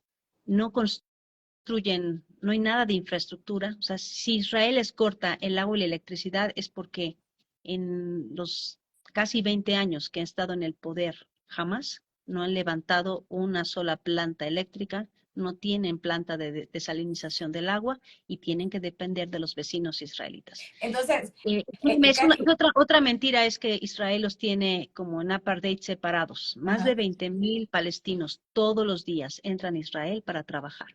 Incluso se cree que muchos de ellos fueron los que dieron los datos específicos, porque se dice que ese ataque ellos tenían más de un año preparándolo y se cree que muchas de esas personas a las que Israel de buena fe le permitió entrar a ganar, a trabajar, dieron los datos de dónde estaban los kibbutz y de cuántas personas había en ciertos lugares y cuántos estaban armados para ellos poder perpetrar este ataque.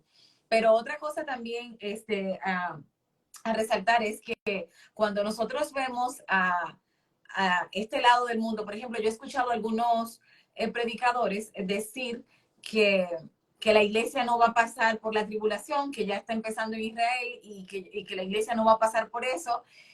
Yo entiendo como que no han leído bien Mateo 24, porque el mismo Mesías ahí está diciendo, y después de aquellos días. Entonces, ¿qué podemos decirle? Porque la gente, entonces cuando tú le das ese versículo, te tiran abajo, Primera de Tesalonicenses, donde dice que seremos arrebatados y todo lo demás. Y entonces es como si creáramos dentro del mismo pueblo una confusión y están los que de este lado consideran que sí, va a haber la tribulación, que el pueblo la va a pasar, y del otro lado los que dicen que la iglesia se va a ir y que el pueblo no va a pasar por la tribulación y que como Israel es el reloj, ¿verdad? El reloj de Dios, tendríamos que ver que ya ahí está empezando y que el fin empieza. Entonces vamos a empezar a desaparecer según esa teoría. Sí, la escritura dice que hay un harpazo, y esta palabra harpazo se puede traducir como arrebatamiento. ¿De qué nos va a salvar Dios o de qué nos va a arrebatar? De este cuerpo, porque nos va a dar un cuerpo nuevo. Pero no es ni secreto, no es algo privado y es algo que sucede aquí en la tierra. Y dice la escritura que primero es la resurrección de los muertos, no precederemos, es decir, aquellos que seamos transformados, que todavía quedemos, no precederemos a los que murieron. Entonces, primero la resurrección, después es el arrebatamiento o el jarpazo, esta renovación del cuerpo, porque este cuerpo no puede entrar al reino. Y después viene la venida de nuestro Mesías. Y justo como lo mencionas en Mateo 24, dice, e inmediatamente después de la tribulación de aquellos días. Entonces es necesario que haya tribulación. Y si leen completo Mateo 24, habla de guerras, de un gran engaño, habla de hambre, de persecución, de tribulación, y después es la venida de nuestro Mesías después de la resurrección. Entonces, Katy, Daniel capítulo 12 dice lo mismo.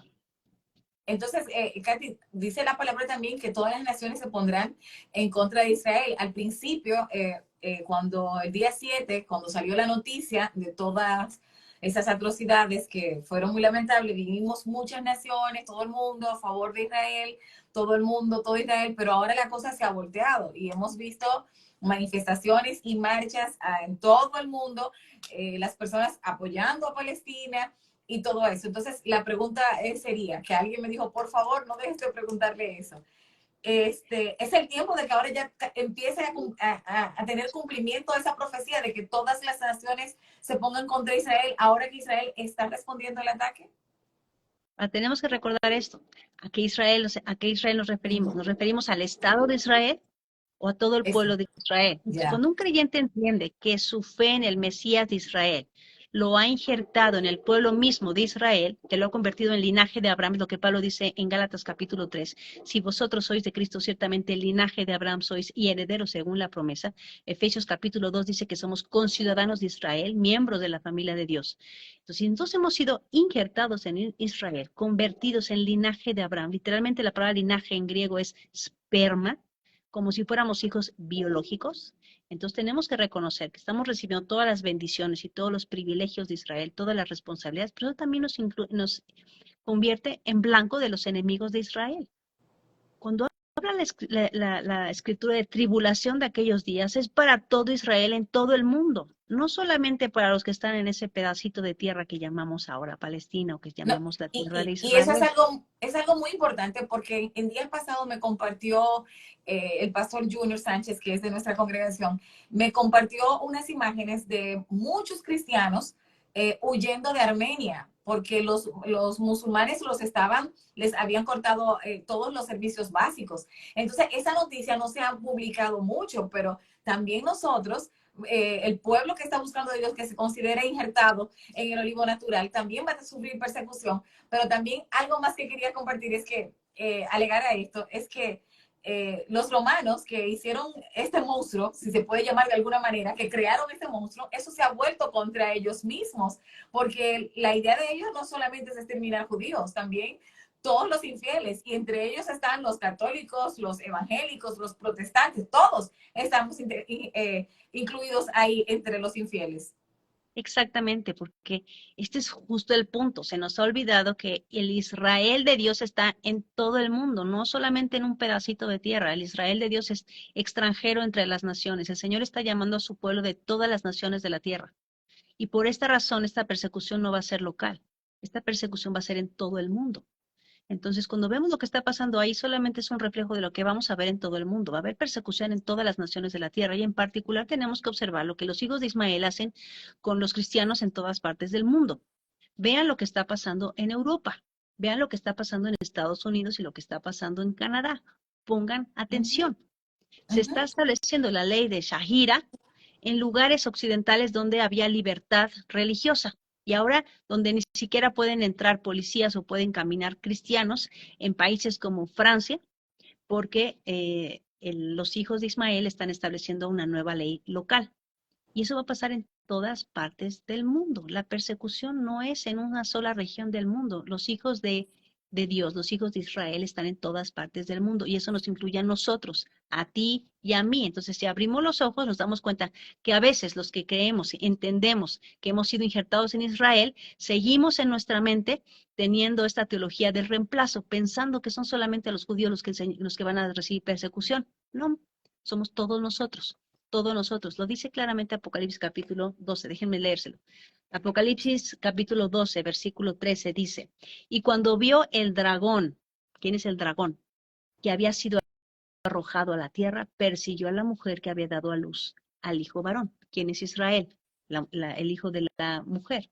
Se le dieron a la mujer las dos alas del gran águila, perdón, la mujer es Israel, el hijo es el Mesías, y se le dieron a la mujer las dos alas de la gran águila para que volase de delante de la serpiente al desierto, a su lugar donde es sustentada por un tiempo y tiempos y la mitad de un tiempo.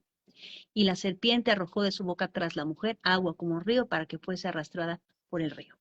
Y luego dice el versículo 17, entonces el dragón, Satanás, se llenó de ira contra la mujer, Israel, todo Israel en todas partes del mundo, y se fue a hacer guerra contra el resto de la descendencia de ella, el resto de la descendencia de ella. Una parte ya está siendo atacada, lo estamos viendo en este momento, pero el resto, ¿quién es el resto de la descendencia de ella? Los que guardan los mandamientos de Dios y tienen el testimonio de Jesucristo, Yeshua el Mesías. Eso somos todos nosotros. O sea, ¿dónde nos vamos a esconder? No va a haber dónde escondernos. Esta persecución es para todo el mundo. El peligro es, mis hermanos, estar esperando un rapto secreto y no estar listos para la tribulación. Yo prefiero estar lista para la tribulación y que me sorprenda el jarpazo, el arrebatamiento, a estar esperando un arrebatamiento o un jarpazo y me sorprenda la tribulación. Tenemos que estar listos para los tiempos de persecución.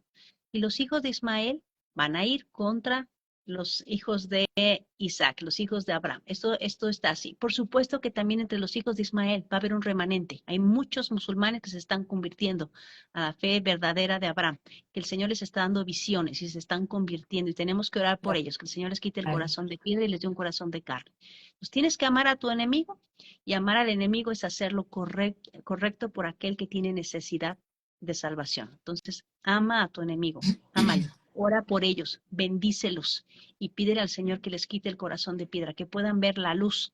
Viven en oscuridad absoluta, pensando que están siguiendo a un Dios que los está llamando a morir, que no han entendido que el Dios verdadero, el Dios de Abraham, Isaac y Jacob, es un Dios de luz, de amor y de vida, que olvidaron cuál era el propósito por su existencia. No nos llamó Dios a explotarnos y matarnos, nos llamó Dios a amar al prójimo y darle vida, a salvar a los demás, a tener cuidado por la vida de los demás. Katy, esta conversación está muy interesante, ya casi vamos a tener 1 hora y media, pero yo no quiero terminar sin preguntarte lo siguiente, porque lo he escuchado mucho. y es que dicen, pero el Dios del Antiguo Testamento mandó matar a muchos pueblos. ¿De qué usted se sorprende de que están muriendo personas y ellos dicen que mueren en nombre de Alá y para ellos es un placer morir y llevarse un grupo con ellos? Si el Dios del Antiguo Testamento mandó a matar a muchas naciones y decía no perdonen a los niños, no perdonen a los adultos, entonces, ¿qué le podemos responder bíblicamente a esas personas? Primero tenemos que entender el lenguaje de la guerra. Tú vas a observar, por ejemplo, en el lenguaje de la guerra que se dice, no dejen nada, mujeres, niños, ni ancianos, ni nada. Y después vas a ver que esos pueblos siguen existiendo, ¿no? O sea, no se casen, por ejemplo, no se casen, no dejen a los amalecitas. Y después vamos a ver a los amalecitas apareciendo en la historia de David y después en la historia de Esther. Entonces, no fueron completamente arrasados, simplemente es lenguaje bélico. Y por otro lado, tenemos que reconocer esto. Dios es Dios y dice la Escritura que la paga del pecado es muerte. Muerte. El Señor que quiere erradicar a aquellos que causan muerte. Tenemos un Dios de justicia. Entonces, yo no sé qué harías tú si alguien entrara a tu casa, violara a tu hermana, decapitara a tu bebé, explotara a tu papá, no sé qué haríamos, ¿no? Asumo que pediríamos justicia. Entonces, este es el mismo caso en el tiempo de los pueblos antiguos de la tierra de Canaán. Eran pueblos que eran verdaderamente violentos. Si ustedes estudian la historia de los asirios inventaron la crucifixión, los asirios inventaron el empalamiento, los asirios inventaron el despellejar a sus víctimas, Wow. la gente que salía de alguna manera perdiendo en la guerra, en la batalla. Entonces, ¿cómo crees que educaban a sus hijos? ¿Cómo crees que educaban a las siguientes generaciones? ¿Para hacer qué? Lo mismo que podemos observar que está sucediendo, por ejemplo, en la Franja de Gaza. ¿Cómo entrenan a los niños? ¿Para qué? ¿Para que sean amorosos y sean pacíficos o para todo lo contrario? Entonces, desde la perspectiva bélica tenemos que entender esas cosas.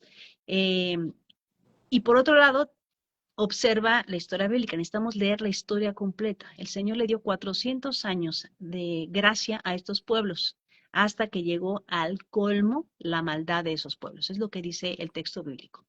Le dijo a Abraham, tu pueblo va a ser oprimido por 430 años, va a haber opresión para tu pueblo, para tu descendencia. Hablamos desde el tiempo en que Dios le da la promesa a Abraham hasta que Israel va a entrar a la tierra prometida.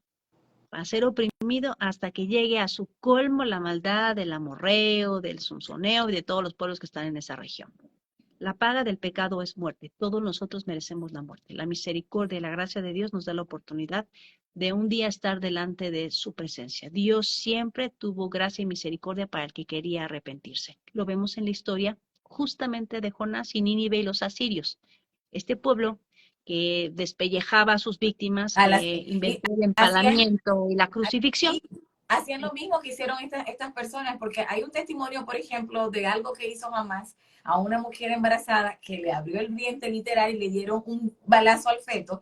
Y los ninivitas hacían esto con las mujeres embarazadas. Por eso era que Jonás no quería ir para allá, porque sabía que eran malvados y sabía que la misericordia de Dios en ese momento, si se arrepentía, los iba a salvar. Aunque después sabemos que llegó el juicio para ellos, pero en ese momento de la predicación de Jonás, hubo misericordia de parte de Dios. Correctamente. Y entonces, por esta razón, el Señor dice, el que se arrepienta, yo no quiero la muerte del inicuo, yo no quiero la muerte del malvado, el pecador, el injusto, el alma que pecare esa morirá, pero el que se arrepienta esa vivirá. Entonces, todos nosotros tenemos esa oportunidad de arrepentirnos. Todos los pueblos que estaban alrededor tenían la oportunidad de arrepentirse y volverse al Dios de Abraham. Eh, porque iban y la primera orden fue desterrarlos, sacarlos, se pueden ir, si se quedan va a haber guerra, pero ustedes se pueden ir. Esta es la historia antigua de todos de todos los eventos bíblicos, ¿no?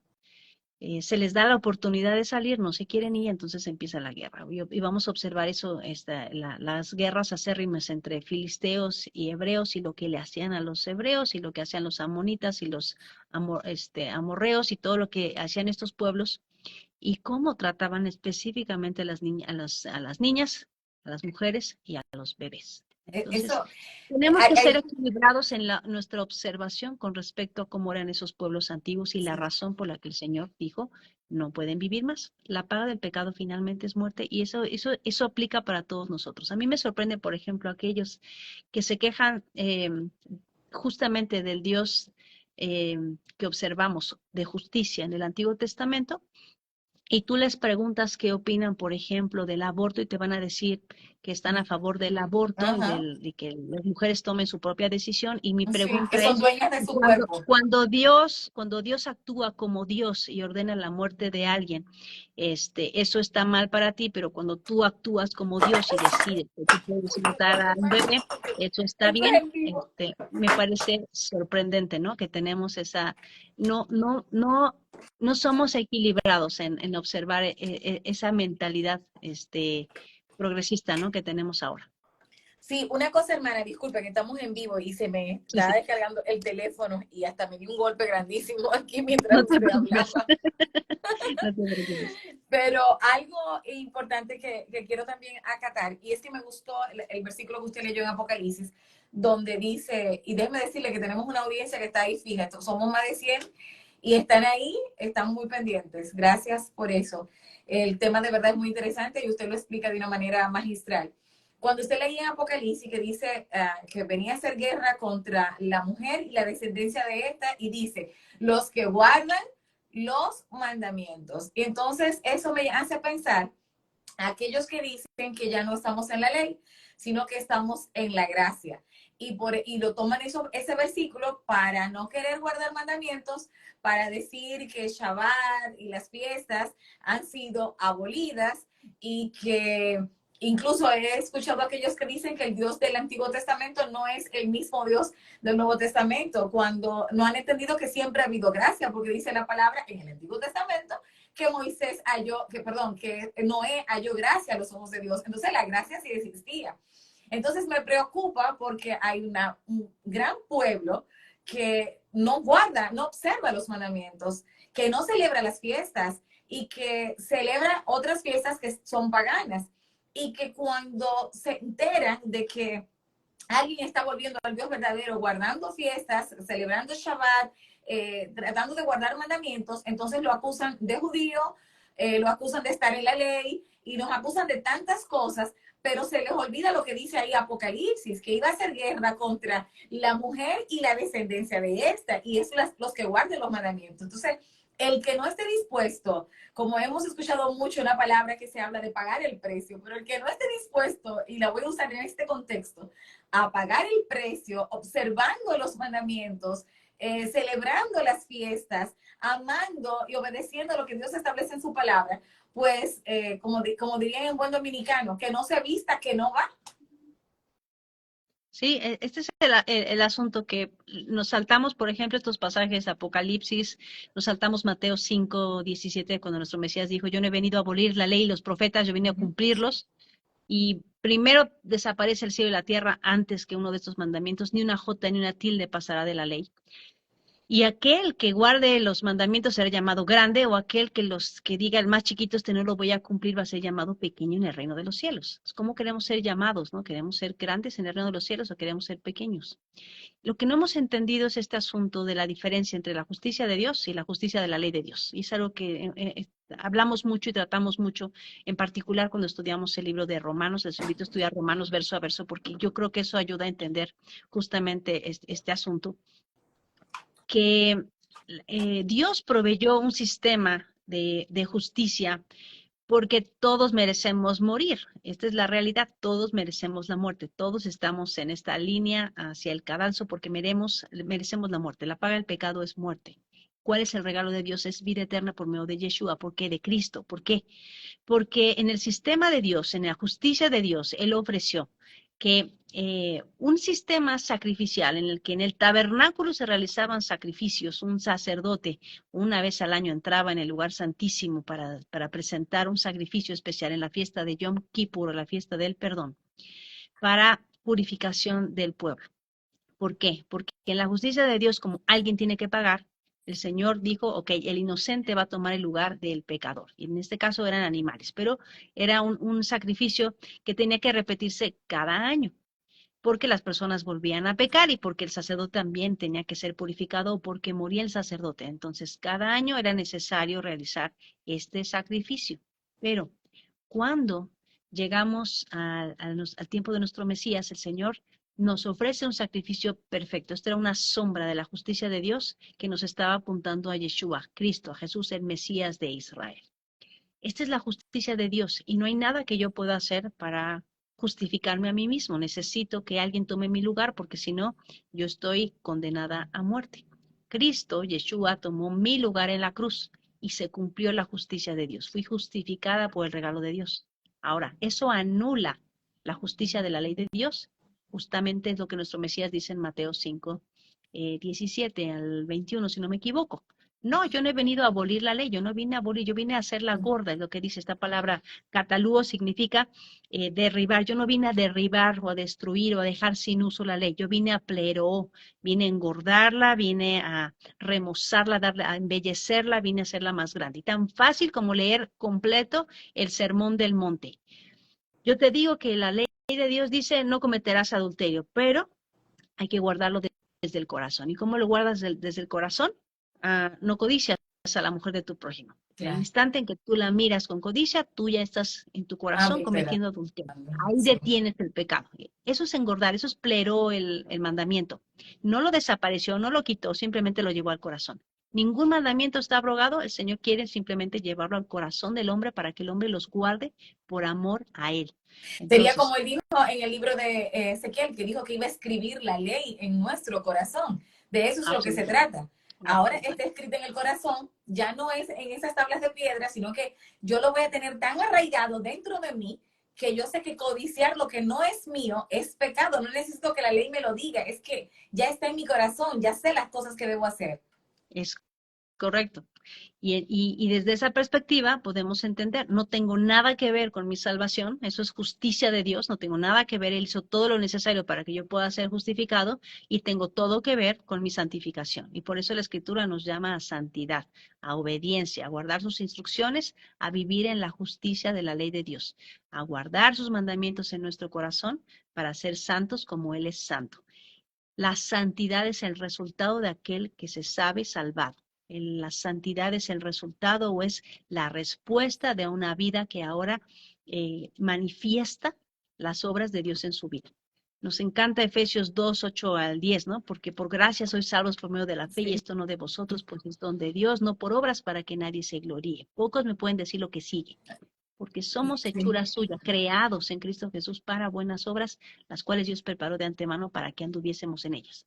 Entonces, somos salvos por gracia, pero ahora tenemos que producir las obras justas que Dios prometió. Lo mismo que dice Santiago capítulo 2. Abraham fue justificado porque le creyó a Dios. Por la fe fue justificado Abraham. Pero el resultado de la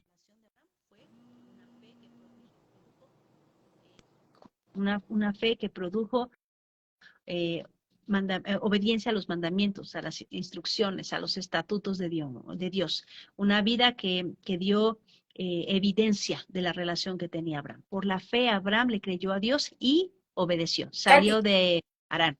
Sí. Katy, tú sabes que yo quisiera, por favor, que vuelvas a repetir el versículo de Efesios, porque como bien dijiste, mucha gente se sabe ese, que por gracia fui salva y lo dejamos ahí, es por gracia, no hay que hacer nada, pero sería bueno que tú le leas el restante. Por eso, por ejemplo, cuando yo estoy enseñando, cuando se sube algún material en la plataforma, siempre le digo que para entender las escrituras hebreas hay que verla desde su correcta perspectiva, pero también usted no puede tomar un versículo para sustentar lo que usted quiere, porque no lo puede sacar de contexto. Tiene que leer lo que dice al inicio y lo que dice después para confirmar si real y efectivamente este versículo puede confirmar el argumento que tú quieres estar enseñando en esa prédica. Por favor, me gustaría que lo repitiera. Todo el capítulo 2 de Efesios es muy importante porque justamente el capítulo 2 de Efesios nos está explicando que en otro tiempo los que éramos gentiles no teníamos nada que ver con Dios, éramos hijos de ira. Pero Dios, que es rico en misericordia, por su gran amor que nos amó, estando muertos en nuestros delitos y pecados, nos dio vida juntamente con Cristo, por gracia somos salvos. Y nos resucitó. Y nos está injertando en su pueblo. Nosotros no teníamos nada que ver con su pueblo y dice ahora, porque por gracia sois salvos por medio de la fe, y esto no de vosotros, pues es don de Dios, no por obras para que nadie se gloríe, porque somos hechura suya. Otra forma de decirlo en griego sería porque somos su obra maestra, creados en Cristo Jesús para buenas obras, las cuales Dios preparó de antemano, desde el principio, desde Bereshit, desde Génesis, para que anduviésemos en ellas. Y luego dice en el contexto, por tanto, acordaos que en otro tiempo, vosotros los gentiles en cuanto a la carne erais llamados incircuncisión por la llamada circuncisión. Éramos paganos, estábamos, otra forma de decirlo, estábamos fuera de pacto. En aquel tiempo estabais sin Cristo, alejados de la ciudadanía de Israel, ajenos a los pactos de la promesa, sin esperanza y sin Dios en el mundo. Pero ahora en Cristo Jesús, vosotros que en otro tiempo estabais lejos, habéis sido hechos cercanos por la sangre de Cristo, porque Él es nuestra paz, que de ambos pueblos hizo uno, derribando la pared intermedia de separación. Literalmente había una pared en el templo de Jerusalén que decía la inscripción, hasta aquí pasan los gentiles, si tú cruzas, tu sangre está sobre ti. Es decir, bajo pena de muerte cruzas esta pared si eres gentil. Y este pasaje de Pablo nos está diciendo, el Mesías derribó esta pared intermedia de separación, aboliendo en su carne las enemistades, la ley de los mandamientos expresados en ordenanzas. La palabra que está ahí en griego es dogmas. Esta pared de mandamientos expresados en interpretaciones personales, es lo que es un dogma. Un dogma es una interpretación humana. Los judíos del primer siglo habían interpretado que había 2 años en un procedimiento de 7 leyes y un montón de cosas que tenían que cumplir los gentiles para poder aceptarlos en la comunidad. Y el Mesías dice, no, o sea, es por fe. Yo recibo al que sea de donde venga. No tienen que hacer nada más que creer, para crear en sí mismo de los dos un solo y nuevo hombre haciendo la paz, y mediante la cruz Hermana, reconciliar con Dios a ambos en un solo cuerpo. pero eso tiende a confundir mucho a las personas, que somos salvos por fe y por gracia, porque entonces las personas entienden que no hay que guardar mandamientos porque ya fuimos salvos por fe y por gracia. Y es como usted decía, guardamos los mandamientos para mantenernos en santidad. Sabemos que por la fe y por la gracia. No soy salva por guardar mandamientos, pero porque soy salva es que guardo los mandamientos, porque es la única forma de yo poder mantenerme en la santidad, no para jactarme, sino para vivir una vida de cara a Dios, que le agrade a Dios, y también de cara al prójimo, que yo pueda comportarme como Dios espera de mí que lo haga, conforme lo que yo veo en su palabra. Por eso es tan importante entender la diferencia entre la justicia de Dios y la justicia de la ley. En la justicia de Dios yo no tengo nada que hacer, esto es un regalo de Dios. En su misericordia me dio, no me dio lo que yo merecía la muerte, es lo que significa la gracia. Pero el resultado de una vida de obediencia es, el resultado de una vida salvada es una vida de obediencia. Sí. Toda la ¿Y de escritura obediencia a dice qué? eso. Obediencia a su palabra, a Su sus palabra. mandamientos. Nuestro Mesías dijo, si me amáis, guardad mis mandamientos. Juan capítulo 14, Juan 5, 3. Y este es el amor a Dios, que guardemos sus mandamientos, y sus mandamientos No no son son gravosos. gravosos. Entonces, Él me amó a mí, y entonces como resultado, yo le amo a Él. La forma quizá más fácil de entenderlo es si lo vemos desde la perspectiva de la relación matrimonial. Él es el novio, él hizo todo lo que tenía que hacer para rescatarme y para tomarme como su novia. ¿Qué hace la novia? Se purifica. La novia se prepara para el día del encuentro, para el día del banquete de bodas. Se prepara con su vestido blanco. Y la Escritura llama a nuestra vestidura blanca las obras justas de los santos, ¿no? Y la novia se le ha concedido que se vista de lino fino, blanco y resplandeciente, que son las obras justas de los santos. Entonces, en esta maravillosa relación matrimonial, Él hizo todo lo necesario para rescatarme, y yo hago todo lo que tengo que hacer para mantenerme pura para nuestro encuentro. En esta relación de dos vías, Él hace lo que tiene que hacer. Yo no puedo hacer lo que Él puede hacer, solamente Él puede salvarme, pero yo puedo mantenerme pura por amor, no para salvarme. Nadie guarda los mandamientos para salvarse, eso no es posible. No tenemos esa capacidad de guardar mandamientos perfectamente para salvarnos. No, y si hubiese sido así, entonces no hubiésemos tenido la necesidad de un Mesías. Absolutamente. Si guardando los mandamientos nos hubiésemos salvado, no habría la necesidad de un Mesías para nosotros. Así es. No guardamos mandamientos para ser salvos porque somos salvos, guardamos sus instrucciones, que nos hacen bien, que nos bendicen además. La ley de Dios solamente hace tres cosas. Me define lo que es pecado, me bendice o me maldice si yo no quiero obedecer. Por eso Pablo habla de la maldición de la ley, que el Señor quitó de nosotros la maldición de la ley. Él se hizo maldición por nosotros. Él cargó lo que yo debía llevar. Y por Pero esta razón fíjense, ahora estoy pero, libre de pero, eso, pero de la fíjense, maldición, pero no de la fíjense, ley. hermano, que lamentablemente eso lo tergiversan porque muchas personas dicen, tú estás guardando la ley, la Biblia dice que guardar la ley es la maldición, porque han tergiversado y no han podido entender a lo que realmente se refiere estos versículos. Cuando lees Deuteronomio 28, puedes ver claramente que nuestro Mesías está haciendo referencia a eso que sucedió, o Pablo está haciendo referencia a eso que sucedía cuando o obedeces la ley de Dios y Dios te bendice, o desobedeces a la ley de Dios y recibes maldición. Esa es la Así. maldición de la ley. No que Uh-huh. la ley sea maldita, sino que hay cláusulas en la ley de Dios que dicen que si tú no quieres vivir de acuerdo a las instrucciones de Dios, viene sobre ti maldición. Y eso nos queda clarísimo. El que roba no va a poder dormir tranquilo. El que dice Claro. falso testimonio no va a poder dormir tranquilo. El Uh-huh. asesino no puede dormir en paz. No hay paz para el inicuo, no hay tranquilidad, no hay plenitud para el que está viviendo en maldad. Y un día vamos a estar delante del Rey.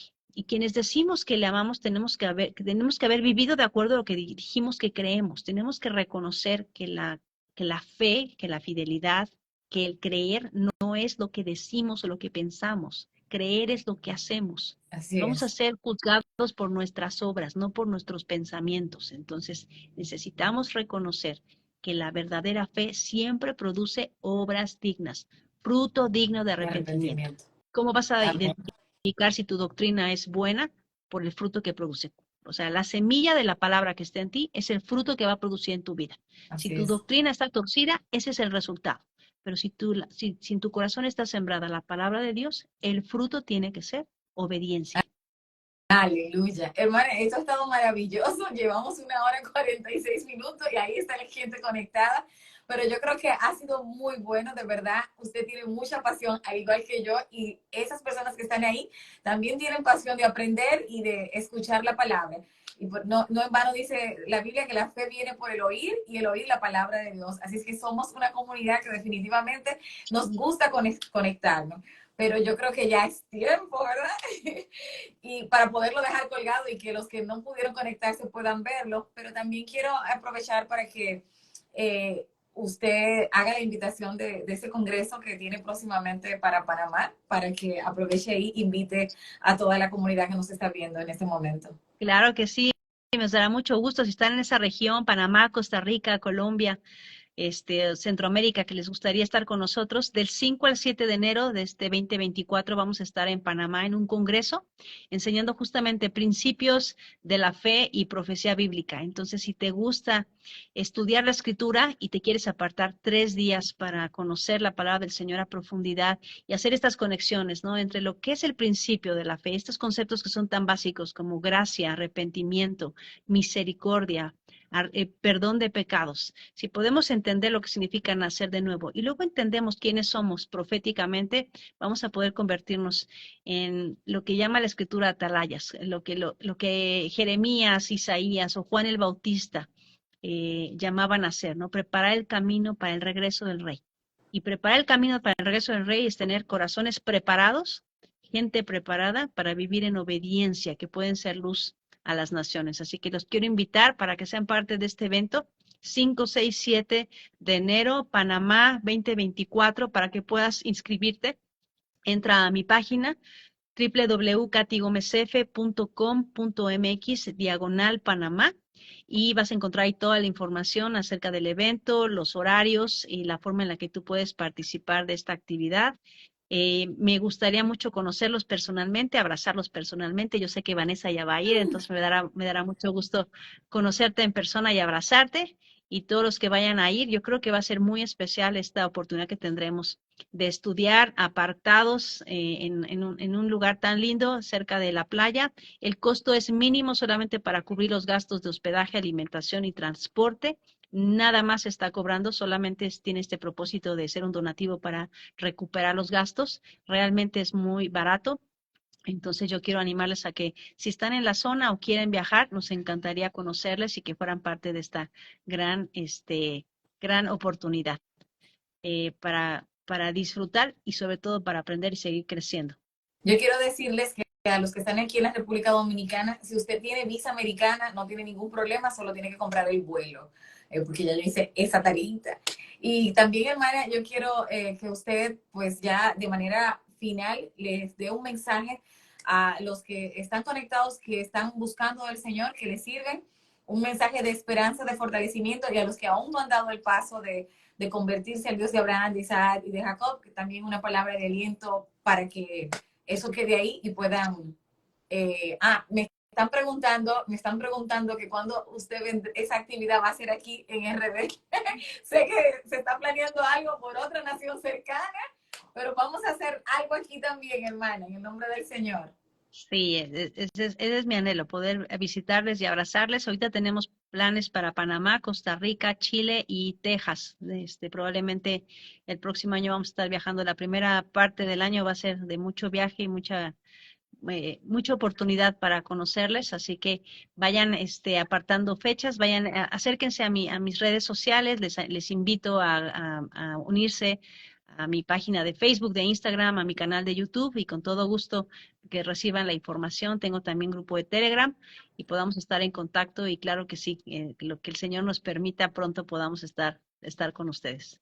Ahora Una di la palabra palabra de final. esperanza. Sí. Yo quiero animarte a que te atrevas a conocer al Dios de la Biblia. Si no has tenido la oportunidad de abrir tu Biblia, yo quiero animarte a que abras tu Biblia y que conozcas a Dios desde la perspectiva de un padre. A veces vamos y leemos la Biblia como si Dios fuera justamente este juez, terrible, implacable, ¿no? Y yo quiero animarte a que leas la Biblia con la voz de un padre.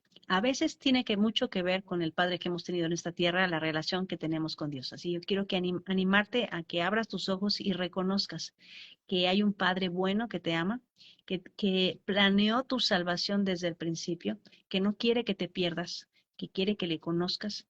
No quiere que tu vida sea fácil, no nos ha llamado a una vida fácil y cómoda, nos ha llamado a una vida abundante.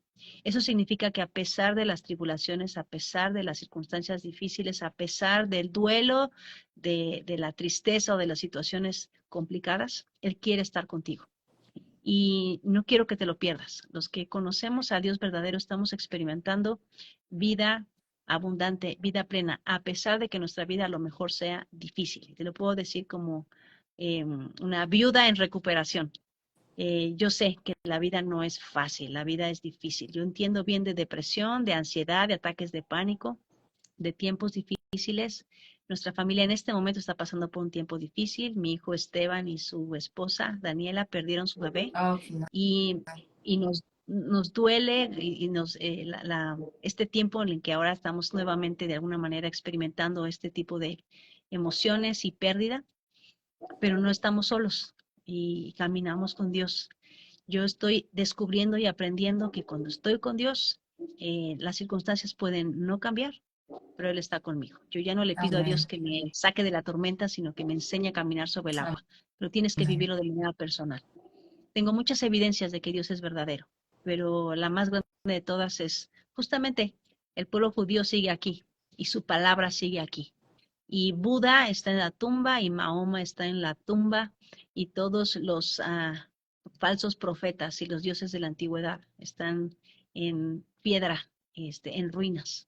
El Dios de Abraham, Isaac y Jacob mandó a su hijo y se levantó de la tumba. Y la Amén. evidencia es que 11 personas que lo vieron de cerca, estando aterrados, escondidos, pensando que también era su fin, se convirtieron en las personas más valientes que pudieron existir en la historia y conquistaron el mundo con amor, no con revoluciones, no con guerras, no con armas, sino con la palabra de Dios viva y con amor. Y el Evangelio llegó hasta el día de hoy. Amén. Ha conquistado el mundo por los últimos 3.500 años y lo hará hasta el fin del mundo, hasta el fin, al Amén. final de los tiempos. Así que te animo a que lo conozcas. Amén. Hermana, gracias. Lamento lo que acaba de comunicar y oramos para que Dios fortalezca a su familia, a su hijo Esteban, a su esposa, a usted misma que se iba a Gracias. convertir en abuela, pero yo sé que Dios va a dar otros nietos y usted se va a gozar porque yo sé lo que es eso, yo ya soy abuela y es mi corona, mi nieto Noah y también mi nieta Nashla. Así es que yo deseo que usted sea grandemente bendecida y invito a la comunidad que se anote ahí en la página de la hermana para que estemos todos juntos en Panamá y en todos los lugares, porque al final lo que más me gusta es que es la palabra de Dios lo que vamos a aprender.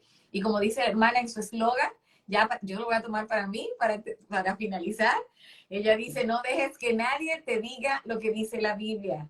Así es que dice, léela por ti mismo, ¿verdad que sí? Shalom, Así hermano. es. Esto se va a quedar colgado Shalom. para el que no tuvo tiempo de verlo desde un principio. Hermana, le amo, un abrazo y pronto nos veremos con la ayuda del Señor. Un abrazo. Sí, Les amo. Gracias shalom. por su tiempo. Bendiciones. Bye.